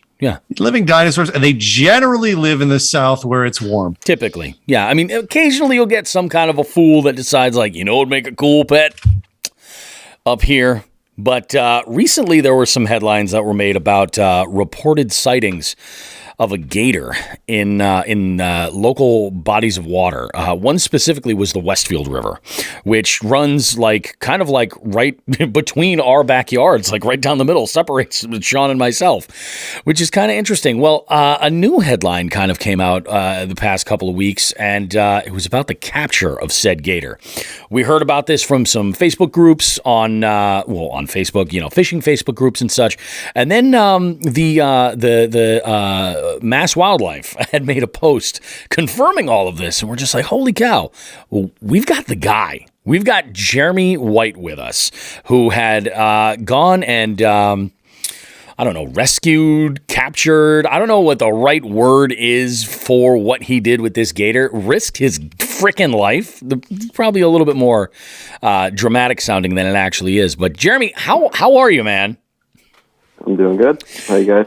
Oh, we're doing all right. We're doing okay. We've got questions.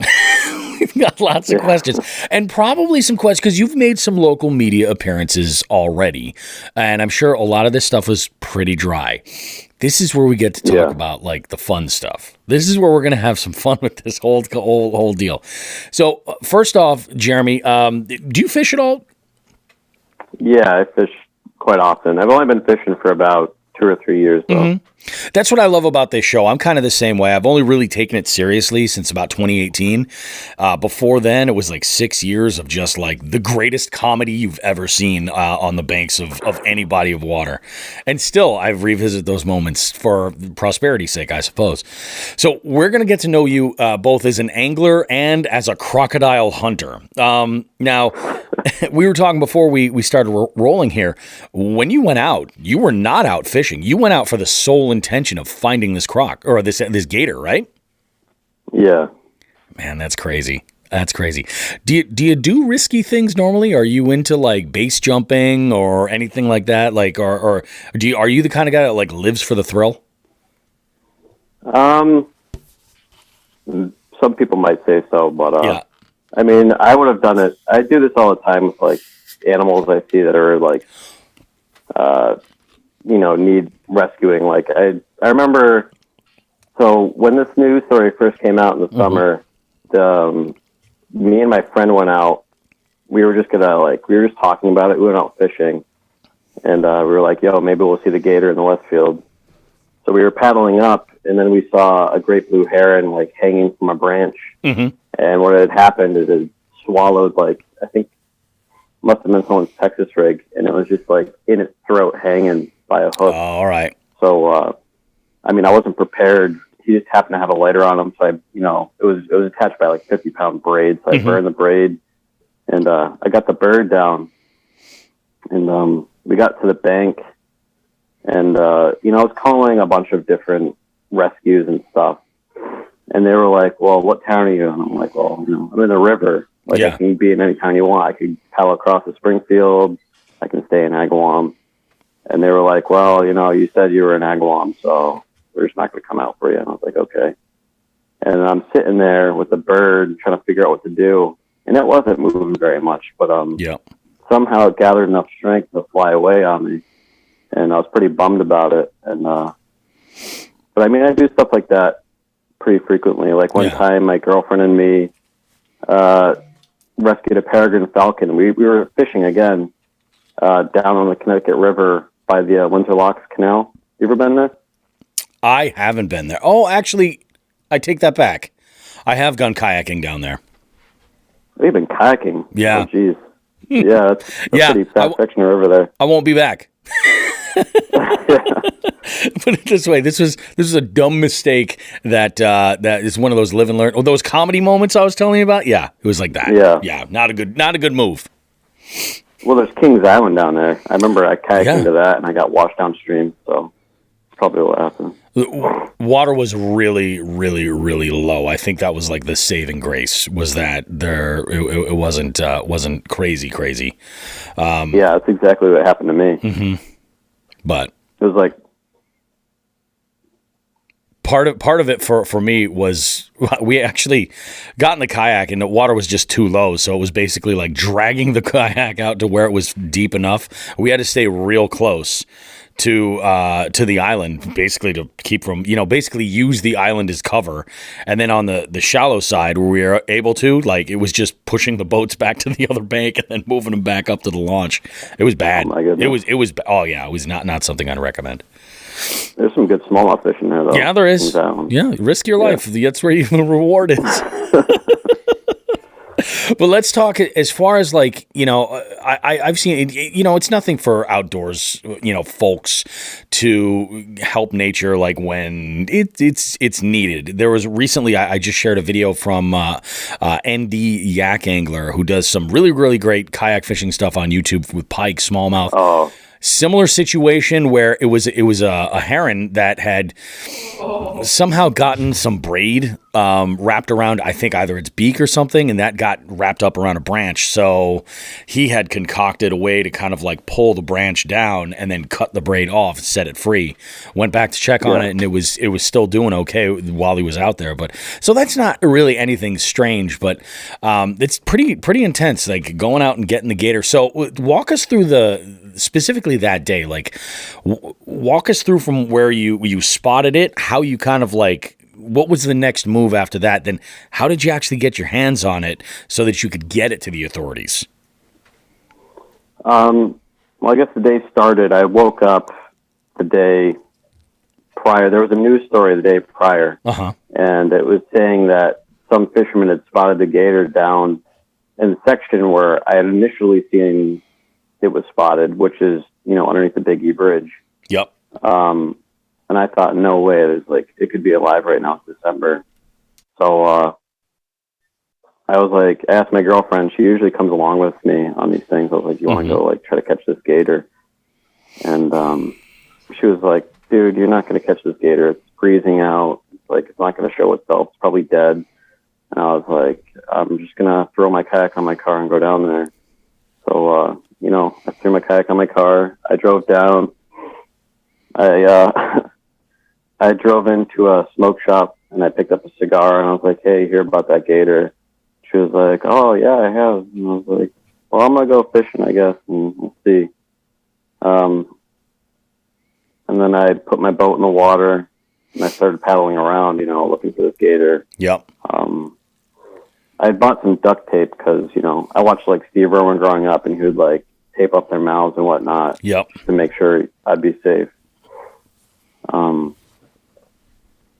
So I knew exactly where it was based off the video that was posted the day prior. Oh, okay. So I was, because the guy, what he did was he took a video of the gator and he panned up at the bridge that I launched from. Gotcha. So I knew it was like a decent way, and then I just matched up the sticks that I saw in his video to the sticks that I saw myself, and I was like, this is where the gator was. Yep. I wasn't there. I kept going downstream a bit. There was like a little island in the middle of the river I stopped on. I looked around for tracks or something. I didn't see much. Got back in my boat, went upstream on the opposite bank, and I think maybe I saw like a muskrat or like a water rat or something swim into the water. Yep. I got a little excited, but it was nothing. But the interesting thing about that bridge is directly underneath it, they had just done construction. So they kind of changed the flow of the river, but directly under that bridge is mostly rapids. Okay. There is no still water. So my reasoning was that, when alligator's cold, it doesn't have a lot of energy to spend. Yeah. It's not gonna try to swim up rapids. No. Certainly not, right? And it's also, I was checking on the banks for like footprints across the sand, and I didn't see any footprints. So I'm like, it has to be in this section, where it was spotted yesterday. Yep. So I was like, well, I guess I'll just stick around for a bit. I went back to my car, grabbed a fishing pole, and just made a few casts. And I just kept looking back at that one spot, particularly where it was spotted the day before.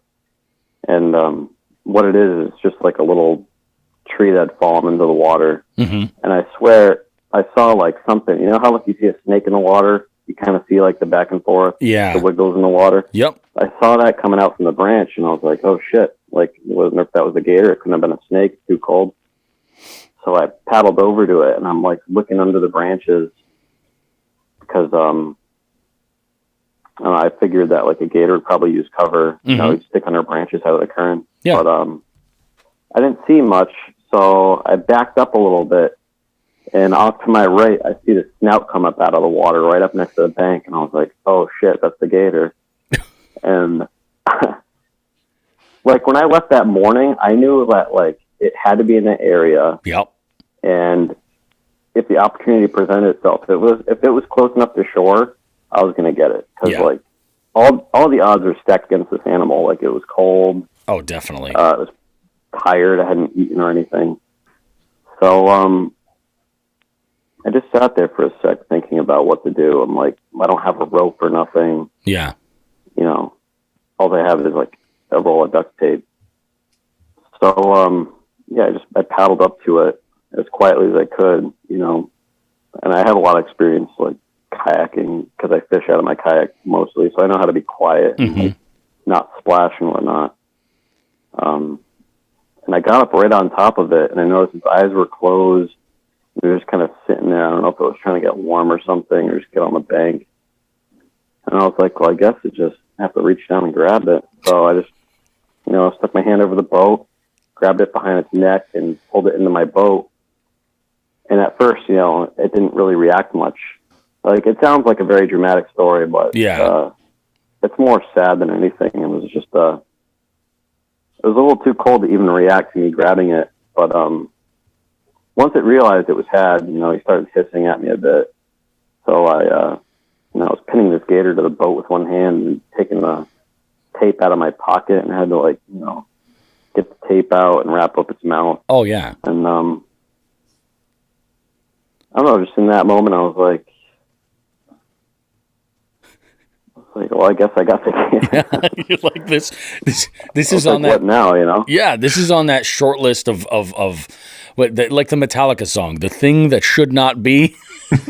Yeah. That's exactly what I think of when I think of a live gator being in New England waters at all. That is absolutely insane. So it was What were you gonna say? I was going to say this. I mean, you're 100% right. Like the deck is stacked against this poor thing because it's a cold-blooded creature. We know how other cold-blooded creatures react when temperatures drop. Everything kind of gets slow. They get lethargic. I mean, just the fact that you were able to scoop them up like that is pretty amazing. But I mean, it's got to like what was going through your mind when it did start reacting, and it was like because I assume that they have adrenaline or other type chemicals that aid them in times where it's like, fight or flight. I'll be honest. Like I've been more scared of catching pikes, like treble hooks in their mouth than I was that gator. Like, cause I've gone out, caught a pike by accident, not having net. It's on like a whopper plopper or something. It's got huge trebles flipping around. Yep. That's scary. And you're like, I don't want to lose $17, Yeah. Exactly. Or a finger. Yeah. So, I mean, the gator, it just started hissing a bit. And I was like, I'll just tape up its mouth. So it should be fine. It was honestly not that terrible. Yeah.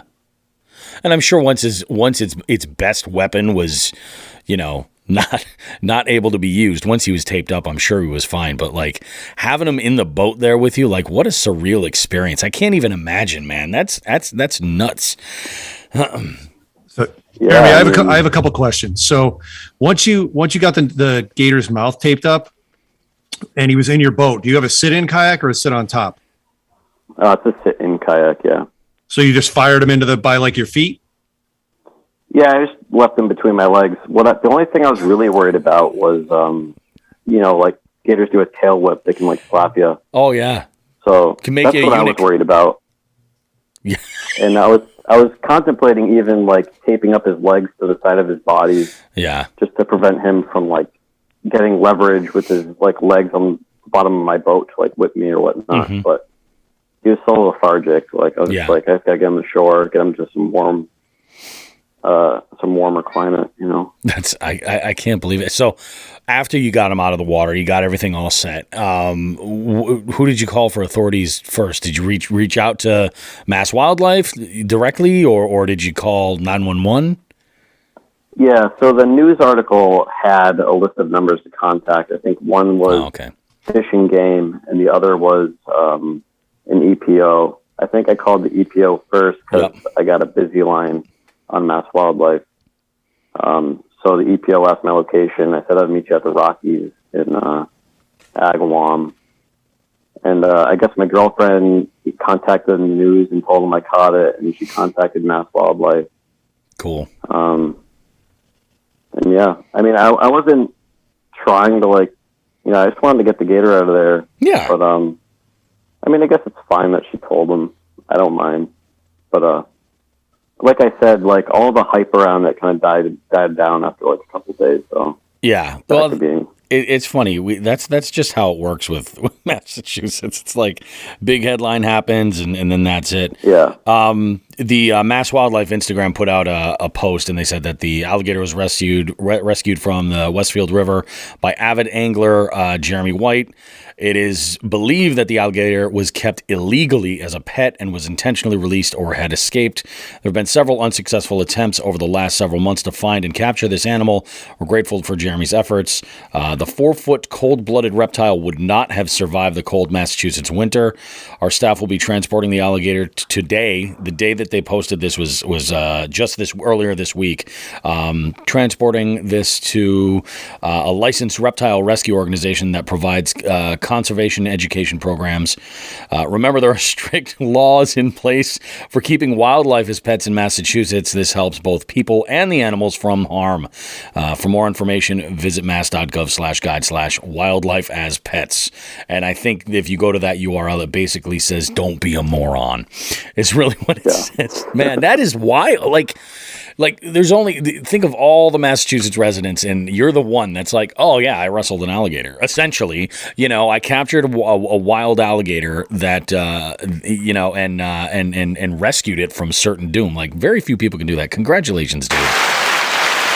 Thank you. Nice job.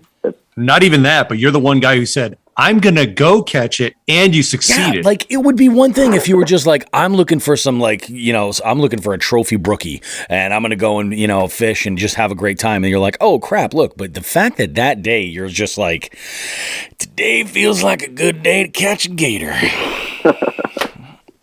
No, congrats. I Dude. mean, I'm sure people down south are like that, like 24/7. They just go out and, I guess they use a gun and shoot it, but they go out and catch gators all the time.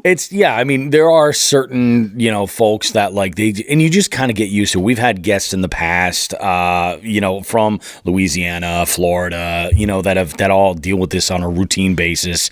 In fact, we've had some fun comedically with one of those guests doing a mock-up alligator attack. It was freaking like amazing voice acting. But I mean, let's let's shift gears. We'll talk fishing. I mean, we're glad that this creature is going to a facility where it can be taken well care of. If it was a pet, probably not going to make it in the wild. This is probably the best case scenario for this animal. So that itself is very cool. Bobby, go ahead. Before we shift gears, I have two last questions for Jeremy. Fire away. So I was looking at your videos, Jeremy. I actually make it three questions. So you caught that at the little bridge over the Westfield River that links up, basically Memorial Ave to Agawam, the small bridge that just got redone at the Big E. Yeah. Wow, had I known that thing was hanging around there, I would have gone down there. All right. Well, anyways, that's one. Number two, did you smoke the cigar? Yeah, I smoked the cigar. Because I didn't see it in any pictures. I'd be holding up a gator with that cigar in my mouth. Just checking. I already burnt through it. Yeah, I chucked it in the water. So. Third and final question. When will you be legally changing your name to Dundee? You might be a little too young to get that reference. We're old. Look at everybody goes to Walmart and there's a $3 movie bin. We all know it's true. It's true. Paul Hogan, Crocodile Dundee, wonderful film. That's not a knife. Let's go ahead and let's get into it. Let's talk about you get out there and fish. Why don't you tell us a story about your experience for fishing? Like, how was it you were introduced to the sport? How did it become like such a mainstay in your life? My dad used to take me fishing as like a child, and then life happens and you lose those people, and then you reconnect later on in life, and I don't know, it became therapeutic for me. So I'd go out. I was working as an EMT in Holyoke, and we do 24-hour shifts, and then after my shift was up at like 8 a.m, I'd just go out. I already have my boat in the car. And I would just explore all the different lakes around. I'd go all the way out to like Pittsfield to like Woods Pond, which is a good pike spot. Yep. But I would basically fish from like 8 a.m. all the way till it got dark out. I wouldn't eat or drink really. I don't know. Just caught the bug, and I had to do it all the time. Oh yeah, that's what it's all about. What about you? Like, what's your favorite season to be out there? Favorite season. They're really, I do mostly bass fishing, but I love catching like all fish. But spring seems to be the time when fish are the most active around here. Yeah. Like they're trying to get fat, they'll hit just about anything, Oh yeah. So I'd say spring. Now, being a New England angler, do you ice fish at all? Yeah. I've only ice fished for like 2 seasons, My first purchase was just like a little chisel or pick, whatever you want to call it. Yep. And I was trying to just pick out old people's holes. My second season, I went out and bought like a hand crank auger. Mm-hmm. This season, I have a fish finder. I actually splurged a bit. I got it's got the side scan and all that. You don't need that for ice fishing, but yeah, it's still nice. You get the versatility. Yeah. So I'm going to be using that this year. And I got turned on to it just because some guys were out and invited me to just hang out with one of their holes. And they were letting me use their ice fishing finder. And, I was like, I need one of these. So I went out and I got one. That's awesome, man. Now, Is there what are your favorite types of bodies of water? Like, do you like smaller ponds that you can just kind of hop to, like especially when you're fishing with a kayak, just go from spot to spot to spot? Do you like a larger lake that you can break down a section at a time and kind of like make it a work in progress, or are you all about current where it's all about getting in river systems? It's funny because you said each one of those things, and I'm like, yeah, I like that. So I've pretty much all of them. Yeah, it is really hard to choose. You know, there are some folks I find like they'll say, you know, I don't understand flowing water. It's just something I haven't worked with, or I'm more comfortable here. But everybody's got their favorites, you know, and definitely all of them is an option like that. I think we all hope that all bodies of water, you know, you kind of like appreciate. Yeah. It's like every body of water looks good for a different reason. Like a fast-flowing river, I mean, I wouldn't think, you know, to catch a bass in that, but like to drift like a rooster tail in the current to catch some trout. Yep. Like, yeah. Definitely. I think my first experience with like a bigger body of water was Otis with my kayak. Yep. And, you know, I didn't have much confidence like fishing away from shore. Yeah. But now that I have the fish finder, I can break down like offshore structure, like humps and stuff, and have some success with that. But just the freedom to be able to go wherever you want with the kayak, like I can drag it to like remote places in the woods and just wherever I want to go, I can just take it with me. It's awesome. So, it really is like the 4-wheel drive of boats. You know, it's really versatile. Yeah. Yeah. It's awesome. What about like, what's your short list of confidence baits? Like, let's talk, you know, primarily bass. Like, what are your confidence baits generally, like your top 3? I've probably caught my biggest fish on like just the spinner bait, but, you know, it wasn't always like that. Like my first whole year of fishing was probably strictly just Texas rigging stuff. Yep. So, yeah, so I'd have to say like the Texas rig, that's a boring answer, is a good one. I don't use it as much anymore. I would say what I use the most right now is just like a paddle tail with like a belly weighted hook. Yeah. Is like my go-to. Because you can fish it in so many different ways. You can fish it like over vegetation, like through grass. You can drag it along the bottom. So I really like, paddle tails. Jigs are kind of hit or miss. Like, I feel like any situation you could use a jig in, like you could just use a weighted Texas rig in. Like, especially if you're like trying to punch through cover, like use it in heavy cover and stuff. I'd probably throw on like a pegged Texas rig and like throw a jig at it. Yep. Just because like it seems to come through stuff a little bit better. Yeah. Now, go on. What were you gonna say? I was just moving along. Go ahead though. If you got other stuff to throw in. I mean, I thought a lot of fishing baits were kind of gimmicks at first, like the spinner bait and the chatter bait. But then you catch some good fish on them, and you're like, oh, it's worked. And you kind of figure out why it works. So yeah, I've caught a lot of good fish on a chatter bait. That's one of my favorites to use too. Yeah, it's a good one. I'm trying to experiment with stuff. Like I know in California they use those really big like paddle tail baits. Oh yeah. And I have some friends that buy them, and I want to get into that, but it's just a lot of money, you know. Yeah, exactly. It's funny you say that though, that about like, you know, some baits being gimmicky specifically because it feeds right into this next question. There's that old saying, and I'm sure you've heard it before, that fishing tackle catches more fishermen than it actually catches fish. In your opinion, what do you think is like the most ridiculous fishing tackle trend that the industry has given us? And then the follow-up question to that is, did you try it and how did it work? Ridiculous trend. I think the most ridiculous stuff I see when I walk in a store is probably like the assortment of lunker hunt stuff. Okay, yeah. Like the hollow body baits that they have. Like they have like a lizard and like tarantulas and stuff.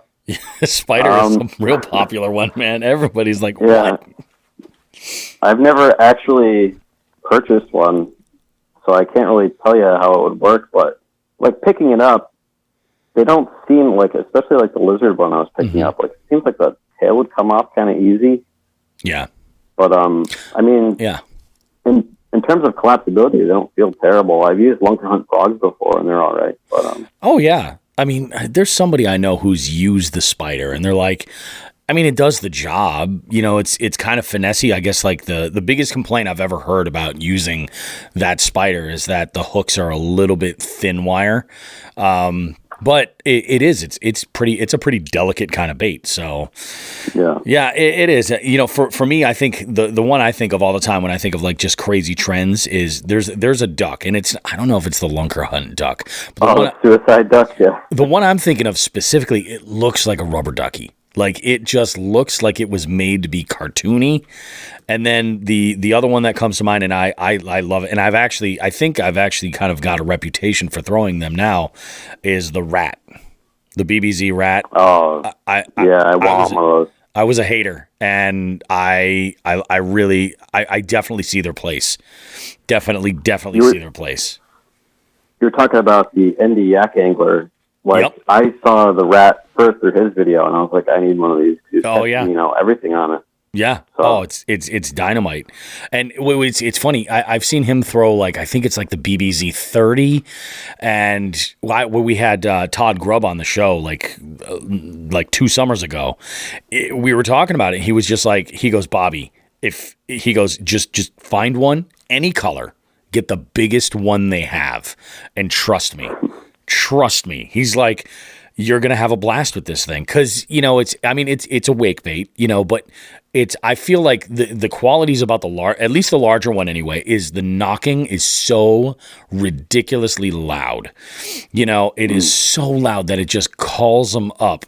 Like I've been fishing with buzz baits before, and I've had like, you know, they're just missing it, and I'm like, I gotta slow this down. I gotta throw something a little bit slower, and I'm like, you know what? I'll throw the rat, because I can move that at a snail's pace. Like it just knocks and right on the top of the water. That sounds really good. Yeah, and it just like, if you're going over like grass beds or something like that, or you're swimming it out, if you can, you know, if you can cast it under some low hanging branches, that is like almost always amazing. Like, I mean, and it does catch all kinds of fish. Like I've caught like comedically small fish on this, you know, giant wooden lure, but I mean, it does the job. And like, I was a hater, but I'm like, I definitely see where it's got its place, you know, but different strokes for different folks.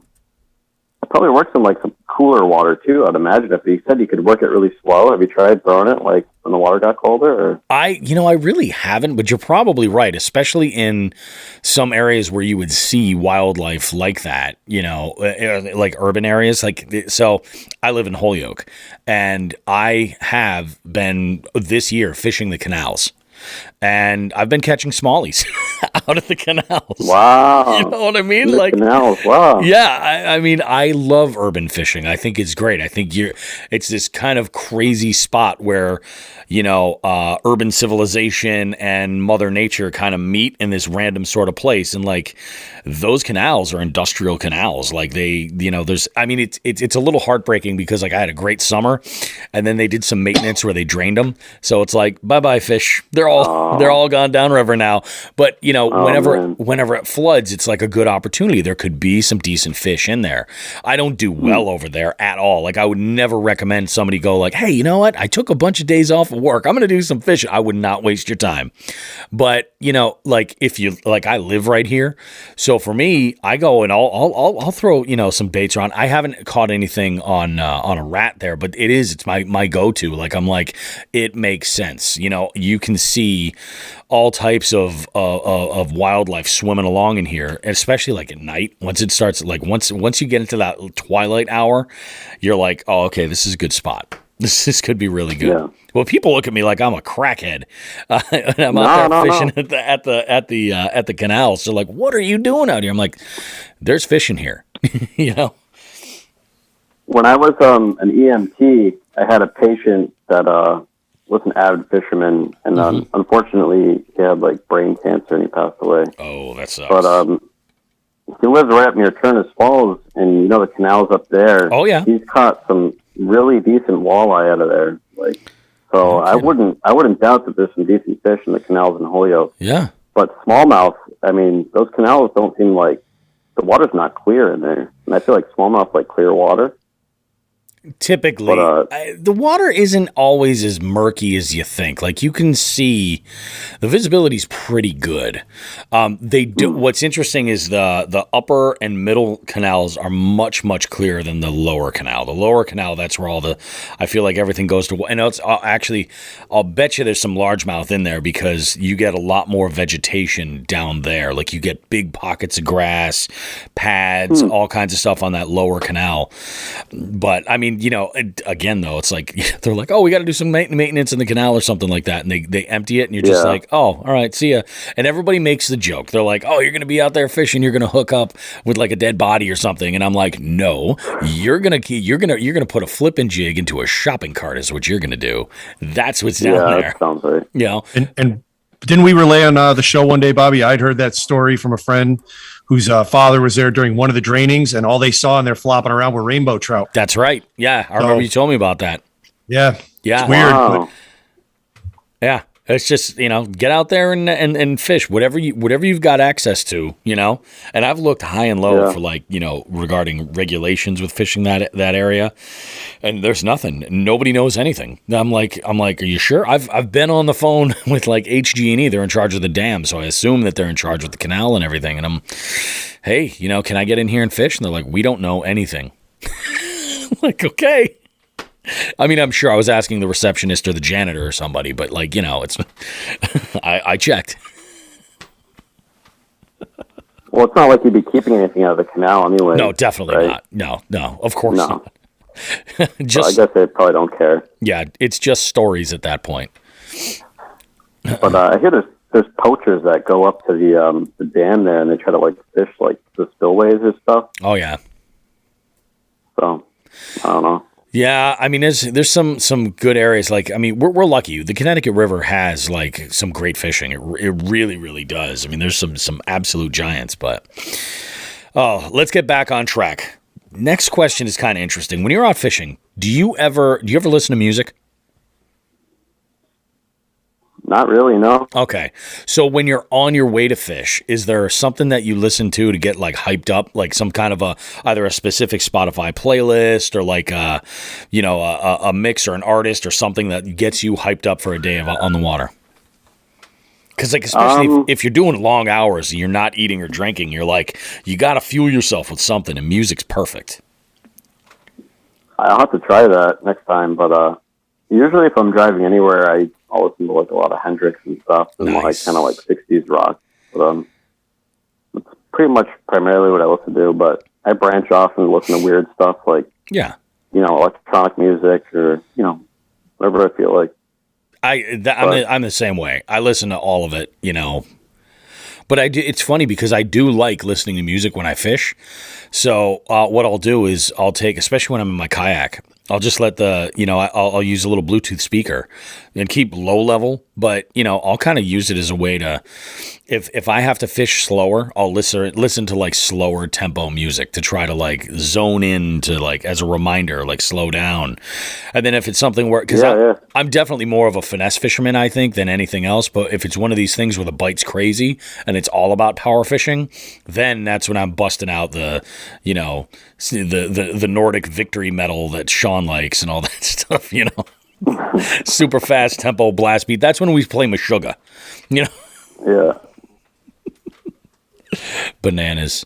Now, where are we going to go here? Oh, here we go. Have you ever traveled anywhere specifically with the goal of fishing?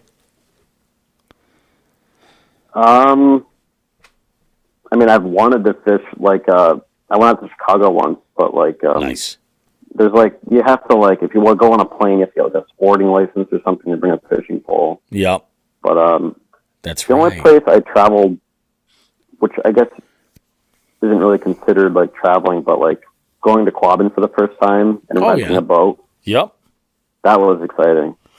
And, actually having success from like an engine, like a gas powered boat was eye-opening to me. It was a learning curve because you get out there, you don't have a trolling motor, you can't stay in a spot. It's hard to make casts, but once you figure out, like if you go upwind and let the wind push you past the spot you want to fish at. Yep. You know, you catch on a little quicker. And I actually had a lot of success there, and it was my first time out there on a boat. So, I mean, that was a big confidence booster, and it's like I want to get like a proper boat now. That's awesome. It's funny, like Quabbin, and you make a good point. Like, it's right here, like we all live right here, but it's sort of, you know, it's so strict with the rules with what you can fish with. Like, you can't bring your own kayak in there or anything else. You got to use what they have because it's, you know, private drinking water supply and everything else. They set up very strict rules with it. And you know, I've been out on their rental boats a number of times. I have some stories where things didn't go so great, but like the last time I went, it's funny. You're right, because you learn stuff as you're out there.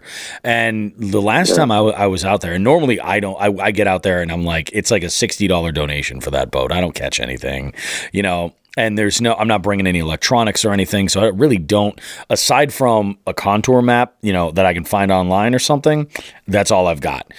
But actually finding fish and tracking them down, it's always just kind of a crapshoot. And the last time I was there, I got on a school of white perch that were just anything I wanted to throw at them. Like, I was throwing swim jigs at them, and they were hitting that.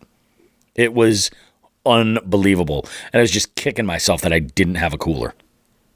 Absolutely kicking my. I was like, you got to be kidding me. This would be great, but yeah, I mean, I'm not sure. Like, the fish must move around. There's so much area for them to move around in. But I think I launched from like gate 3, and the biggest game changer out of fishing out of like that tin boat was being able to stand up on the seats and being able to see the structure, like coming out from shore down into the water, like the rocks and stuff, and actually like targeting that, like purposefully, not like by accident in a kayak where like you can't see nothing, you know? Yep. Oh, absolutely. That's so funny that you say it. Like, in my kayak, I can stand in it now.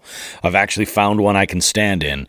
And getting that vantage point is so cool. Not that I really fish standing up in the kayak that often, but when I'm coming up on a spot, I can then look up and then kind of get an idea of what's actually going, and kind of like interpret what are the electronics telling me? What am I seeing with my own eyes?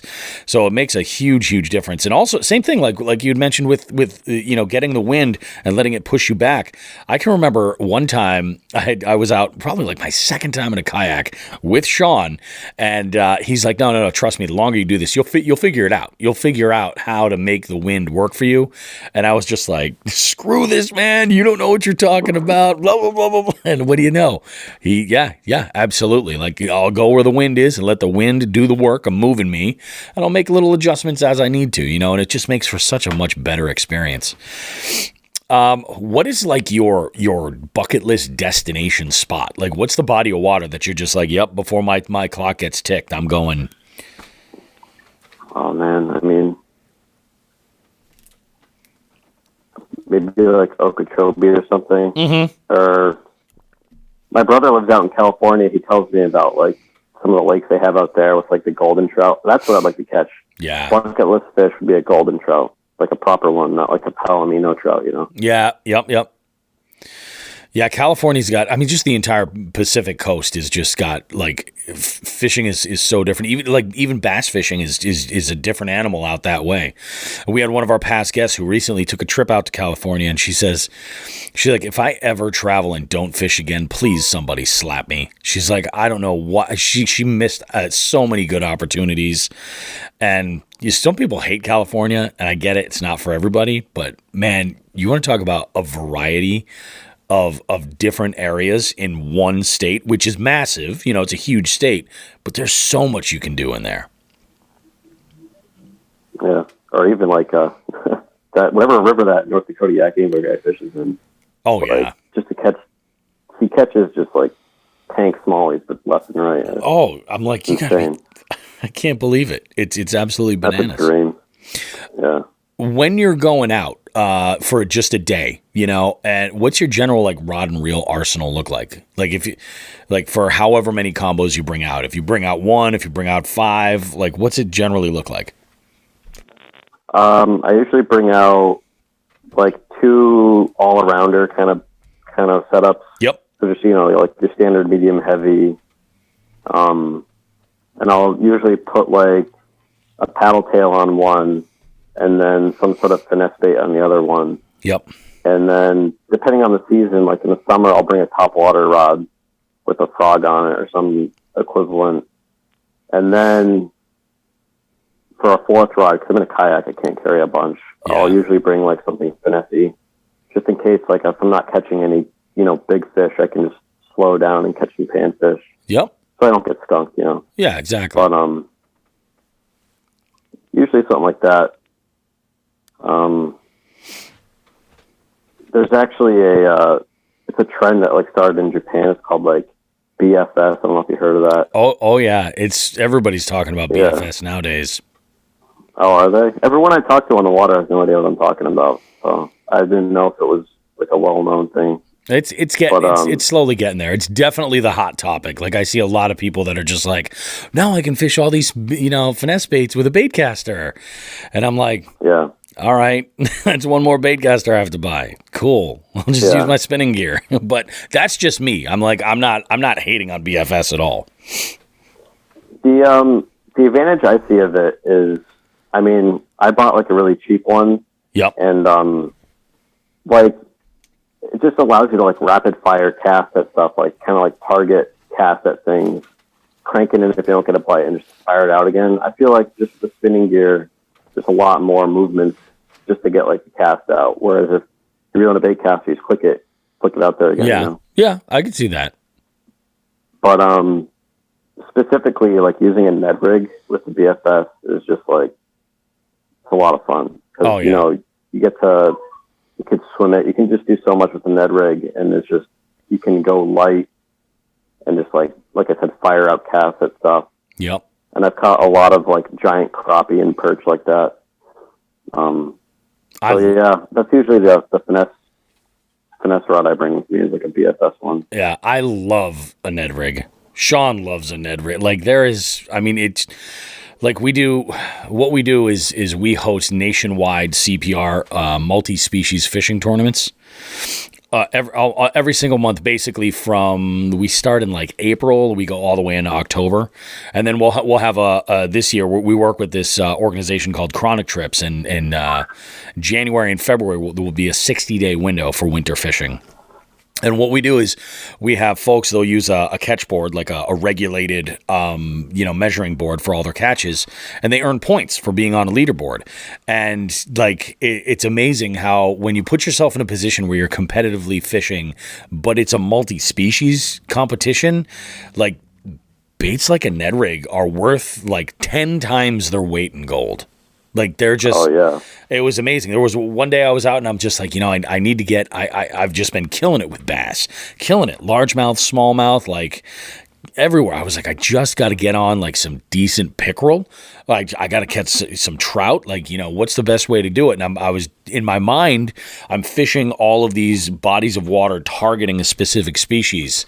And Sean was like, I know a spot we can go. It's got a loaded full of stuff. He's like, just throw a Ned rig. So I'm like, all right, cool. We'll go ahead and go for it. Yep. The third or fourth cast, caught my PB chain pickerel. Maybe a dozen casts later, caught my PB rainbow. Like, holy cow. Wow, on a Ned rig. On a Ned rig. Yeah. So, stocker rainbows are stupid. But hey, I'll tell you, it was worth, I think that trout was worth like 2 or 3 points. I'm not going to complain. That Ned rig catches so many different things. Yeah. I mean, Jeremy, I don't know if you're aware or been listening to the show at all, but we had quite the adventure. I had quite the adventure, and then I dragged Bobby into it during a national tournament at Candlewood Lake in Connecticut, where it was smallmouth on the Ned rig with all sorts of rock bass. And then all of a sudden, something picked up my Ned rig and dragged me out in the middle of the lake where I was dodging jet skiers and oh my God. Yeah, it was a 25-pound common carp. Everything hits Ned rigs, man. I mean, I called up Bobby and I'm yelling Jaws quotes. I sunk 3 barrels in him, Chief, and he's laughing. We live streamed it. We're idiots. Yeah, I didn't win the tournament. So you were in your kayak? Oh yeah. I got dragged out. Did you have to like paddle the carp back to shore to land it, or you just land it from the kayak? Pedal. I got him in the boat. I used my net. I got him in the boat, and then I brought him to shore. and luckily there was a family that was hiking that took some pictures because that was the heaviest freshwater fish I've ever caught. Not the longest, but the heaviest. And Ned rig, man, Ned rig will do it every time. It's nuts. Yeah, Freaking bananas. So, Sean, actually, you take this opportunity and ask this next question. This is the white van question. I like the way you set this up. all right. You're down hanging out at Rocky's Ace Hardware, just taking pictures of your latest alligator you've caught, and all of a sudden a white Jigs and Bigs van pulls up, blaring nothing but what were we listening to that day, Bobby? Clutch's space grass. Space grass. There you go. Yes. We're jamming on some space grass, and we pull up, and we're like, get in a car. And we'll even let you bring the alligator. And you jump in, and we're like, here's your Jigs and Bigs credit card. You can bring any lures you want, unlimited on the lures, unlimited on the tackle, but you can only bring one rod, one reel, and one line, no leaders. You don't know where you're going. You don't know what the weather is. You don't know what the conditions are. You got to be versatile. What are you bringing? Assuming the weather doesn't play a factor, probably first would be like some Neds. Well, I don't know the line, so I would have to say one of the heavier Neds they have. I'd bring a spinnerbait, probably an oversized, like a full-size spinnerbait. Oh, Jeremy, let me back it up again. So we're looking. You can bring any tackle you want. That's not what we're looking for. We're looking for rod, reel, and line. What is your either favorite or most versatile combo that you want to bring? Or if it's not in your arsenal, we got the Jigs and Bigs credit card. We can make a stop at Old Glory and get you all hooked up. What is that? I would probably get like a Dobbins rod, like maybe like one of their all-arounder rods. Like, so they have like a worm rod and like a jig rod. Probably get one of those. I really like Lou's bait casters. So I'd probably get like I think they make like a Lou's tournament series, like all black, and it's got like a little bait keeper. Oh yeah. Flips up. Probably get one of those. You said line too? Yeah. Yep. Probably just some like 15-pound fluorocarbon. That's good all around. Yep. Perfect. Nice. Awesome, man. So we got one final question, but it's a two-parter. So this is like just a true fishing story. So every fisherman's got these, but what we want to know, Jeremy, is first the moment that you're like most proud of on the water. Could be anything. It could be the moment catching the gator, whatever that is. What's that moment that you're like, yeah, if somebody says like, oh, so tell me the coolest fishing story, like whatever it is. Maybe it was a PB, who knows? And if it wasn't a PB and you want to drop your PB, go for it. That's fine. But the second story, and the one that's most difficult to answer because every single angler has so many variations, we want to know the biggest. That moment. So my proudest moment would probably be when I took my girlfriend out to the Windsor Locks Canal Trail. Yep. And if you go down that trail like a mile or two, there's a viaduct, like an aqueduct. It's basically, just a body of water that the ships would come through that goes over the stream. And there's been some heavy rain, so the Connecticut River was rushing really fast, but the mouth of this stream where it went into the Connecticut was really deep and calm. And this was in the spring. And we just sighted these like really big smallmouth bass that were just sitting down there. Mm-hmm. And so my girlfriend was like, she was like, oh, make a pitch like right underneath, like between these two pillars underneath the bridge. And I think I saw a big one in there. So I was just making casts trying to catch these things. We were seeing them swimming in the water. They were huge. They must have been like, staging the spawn or something.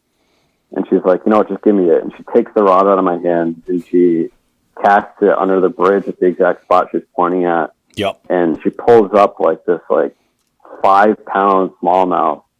And so she's got it. And what pound was the line? That was like six. It was on like 6-pound line or something.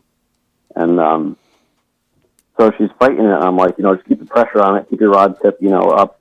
Mm-hmm. And the way this bridge is it comes down on either side, but it's just like straight concrete walls on either side. So you have to like go out quite a ways to try to like land a fish. So I'm trying to instruct her like while she's on top of the bridge, like I'll bring it to this side, and I get down to the bottom, but I can't reach it because the way the bank and the bridge is set up, like I can't reach it. Yeah. So she has to like bring it to the other side, and the fish is trying to like dart underneath every single, bridge abutment or whatever you want to call it. Yep. And she gets it to the other side, and I land it, and just like taking the picture and just having her hold the fish, and she's like super stoked about it. It was like That's such awesome. a beautiful smallmouth. I think it was a football. It had shoulders on it too. It was sick. I'm jealous of that fish. I would trade like my best like 4 largemouths for that fish. That fish was sick. Yeah. But I was really proud of her. My biggest wah-wah moment. I'm ashamed of fishing. Have I ever broken like a rod on a fish? I mean, I've done plenty of like running through the woods to a spot, or like going down a hill, and my rod tip just goes straight into the ground, and I snap it. I've done that a couple times. Oh yeah. Oh, that sucks.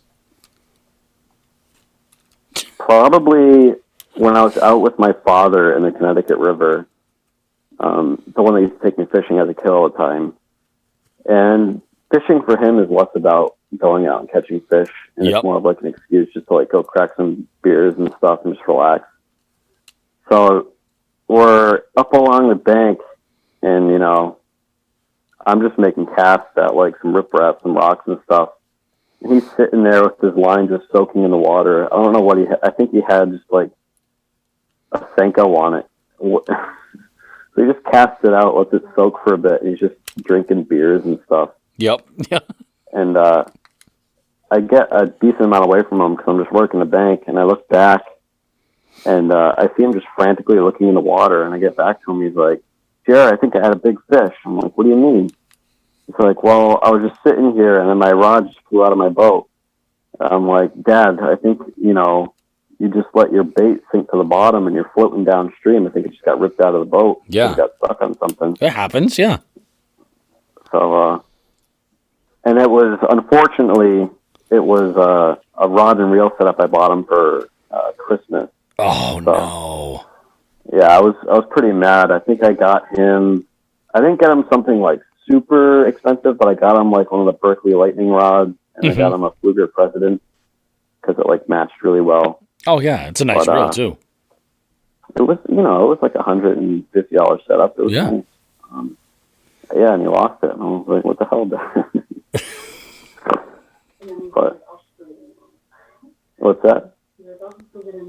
Yeah, and then he was like, oh, I'll just get a new one. And I was like, yeah, well, I bought that for you. Yeah. But. Oh, man. I always have this thing with when you lose gear or you damage gear, like as long as if there's just a story, it's worth it, Yeah.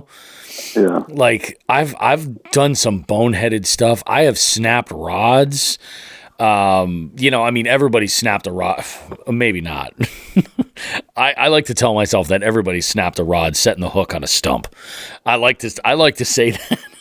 I have one of my favorite rods, this Okuma Reflections rod. Great rod. Just see, set the hook thinking I had a big fish, and it was 100% a stump. Absolutely. And I'm like, what a waste. But I won't throw the blank away. Like I have it like it's a trophy in my storage unit. Just like I won't get rid of it.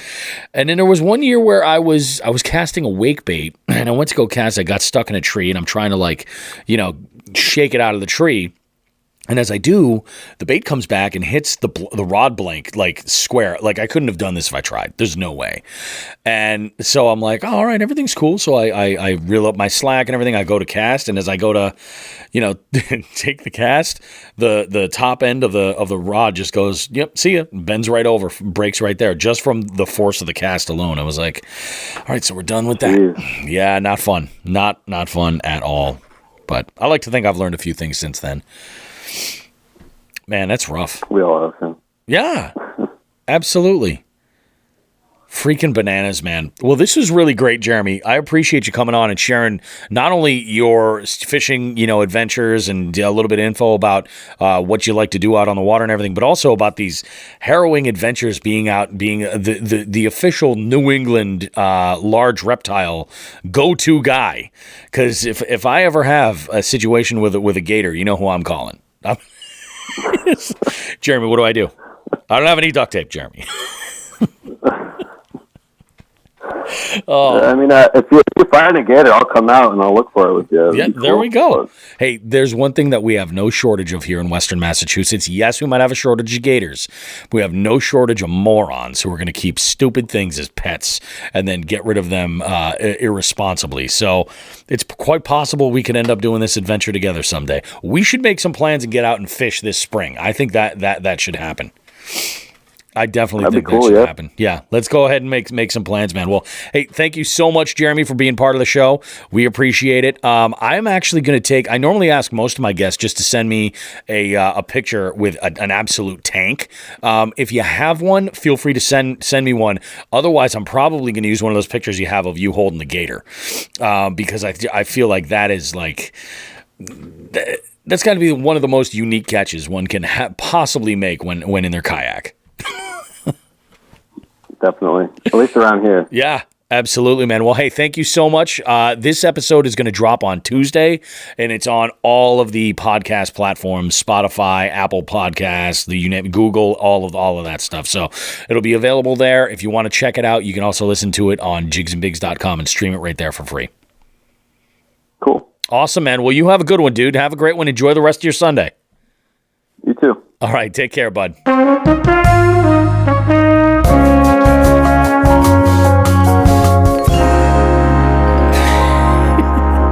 You know how it is here at Jigs and Bigs. We wrap up with a great interview with a guest that's done something pretty amazing, really unique for our area. Catching alligators is not something that you expect, and you definitely don't expect when I first even mentioned it, that in the interview, I know that I kind of expected that he was like, yeah, I was going to go do some trout fishing, and holy cow, I found this alligator, and I made the decision to do the right thing. No, this young man woke up that day and was like, I got two things that I got to do today. Go buy a roll of duct tape and catch an alligator.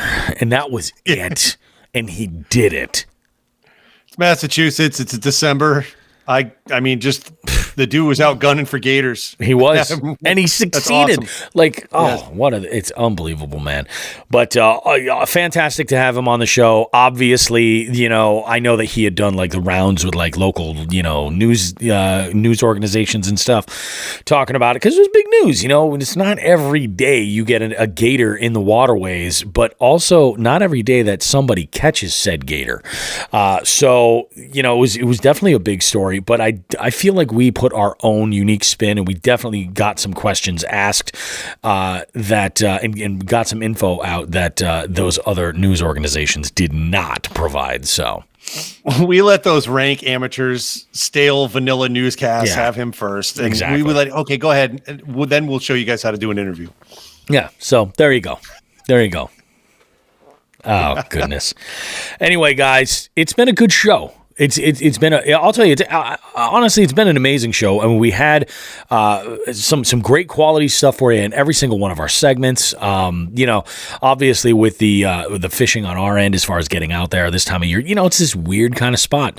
I said earlier on, it's been like 50 degrees, just the other day. So, I mean, there is open water, but also, when you get this close to the holidays, it's like everybody's got a million things to do. So it's bananas. If you're you're getting out on the water, though, good for you, man. I hope you get on them and you catch them and you do it right. And, you know, you close out 2021 on a good note. I caught some fish in December, so I am happy. But, you know, we'll see what happens. And then we have ice in the near future. That's the plan. We've got ice in the near future, so all kinds of good stuff happening, guys. Once again, thanks everybody for coming out to the coming and checking out this show. We appreciate you. Especially huge thank you for everybody that followed us on Instagram, getting us to 13K. Obviously, you know, these things, this audience would not exist if it were not for you, and we appreciate each and every one of you guys. Here's to an amazing 2022 season. We've got good stuff coming up for you later this year. We've got the look back at 2021. Remember to go and check out our Instagram story for links on how to vote in our survey of like your favorite elements. You know, we ask you a handful of questions on there that you can weigh in on if you want to share your opinion. We list off our top most downloaded or most listened to episodes, the top 5, and those guests that are associated. When we ask people, go ahead and vote for your favorite. So we want to see what happens with that. Then we want to go ahead and we want to know what was your favorite tip? What was your first segment that we had done? What about your favorite FTGs? And also your just favorite guest. We leave you an opportunity there. If you have a favorite guest you want to go ahead and throw out there, let us know. We're going to share that info with you guys, but more importantly, we're going to also take a walk down memory lane and have some laughs. And Sean has been hard at work doing a lot of this, like organizing these amazing clips and stuff. He's got a knack for finding gold in this mass amount of content that we've created over the last 12 months. So pretty amazing. I've been hard, all right. Damn right. You're goddamn right. More fucking sweltering hot dog talk. Jesus Christ. And honestly, going through all this stuff for the past year, because we pump this stuff out. I know I listen usually on Tuesday because I generally don't get to hear the interviews, but I have not reviewed a lot of this stuff since we originally recorded and released it. So going through some of this stuff, I've been laughing, and it doesn't help that I listen to it at 2 to 2.5 times the speed because I'm looking for certain things to mark so that we can cut out. And I'm laughing because now we sound like the Chipmunks. Yep. Yeah. But there's some stuff I've called you at least twice saying, remember this part? And you're like, holy shit, I forgot we did that. Yeah. I mean, it's That's like, where we're at. It's amazing. There's so much when you think about it, like just the number of hours of content that we've created in the last 12 months of what's been put out there. Absolutely amazing. You know, and I mean, I think the live show is going to be an amazing representation of the difference that we've, you know, when you think about where we were like a year ago putting this show together, you know, and then to where we are now, it's freaking amazing. Like I absolutely can't believe it. So very, very excited about all that stuff. We've got, oh man, you know, it's expo season. So there's going to be some shows coming up and we want to make an appearance at them. And in some cases, you know, with some of these events, we're hoping that we'll have a very large appearance made where, you know, there's going to be something that you're not going to want to miss out on. It should be a whole lot of fun, but you got anything else? Huh? Yes. So just playing off that starting, I mean, around January 20th and literally through the end of March, between, I mean, there's a number of boat and fishing shows, and either as a member of Jigs and Bigs or as a member of the Three Bells team, I'll be at a lot of them. So hope to see you guys there. It's going to be good. It's going to be very, very good.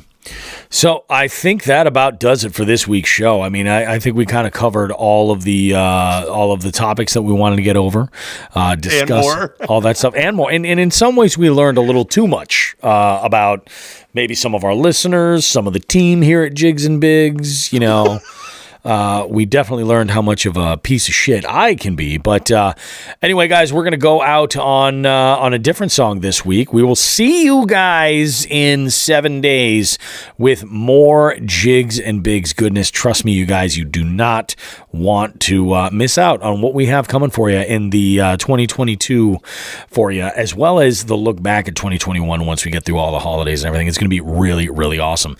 So everybody, have yourselves a great one. Take good care of yourselves. And of course, as always, tight lines.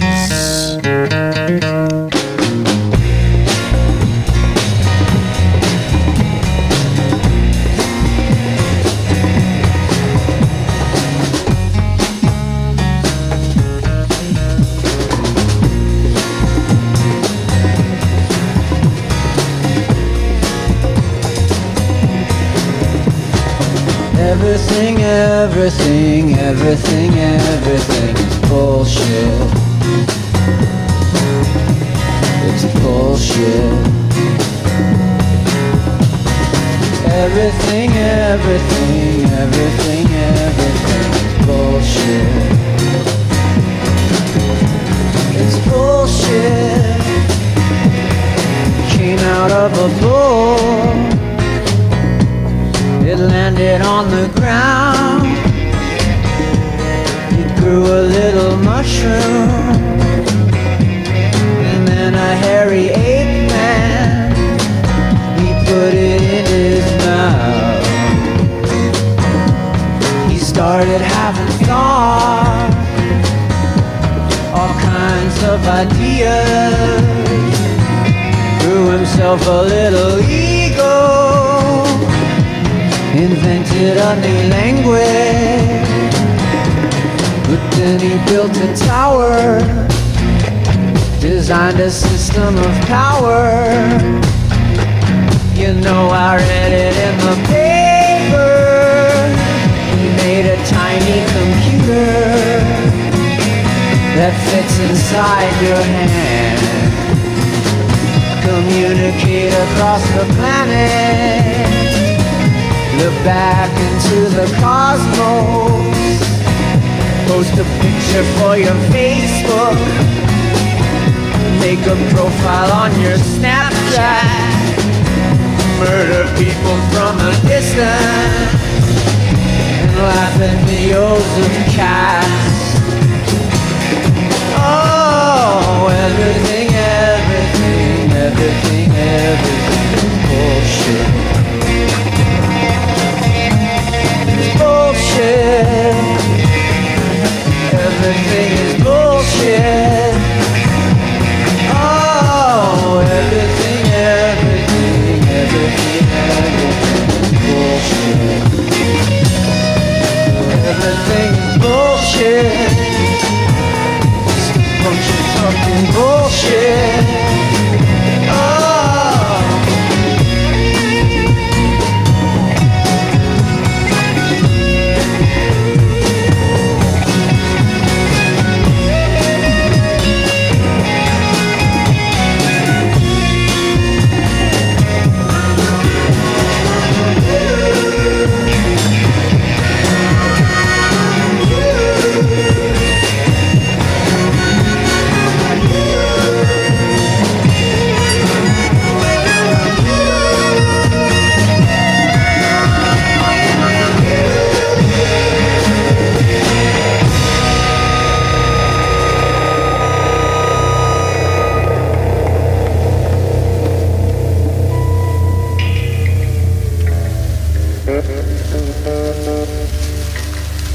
Oh.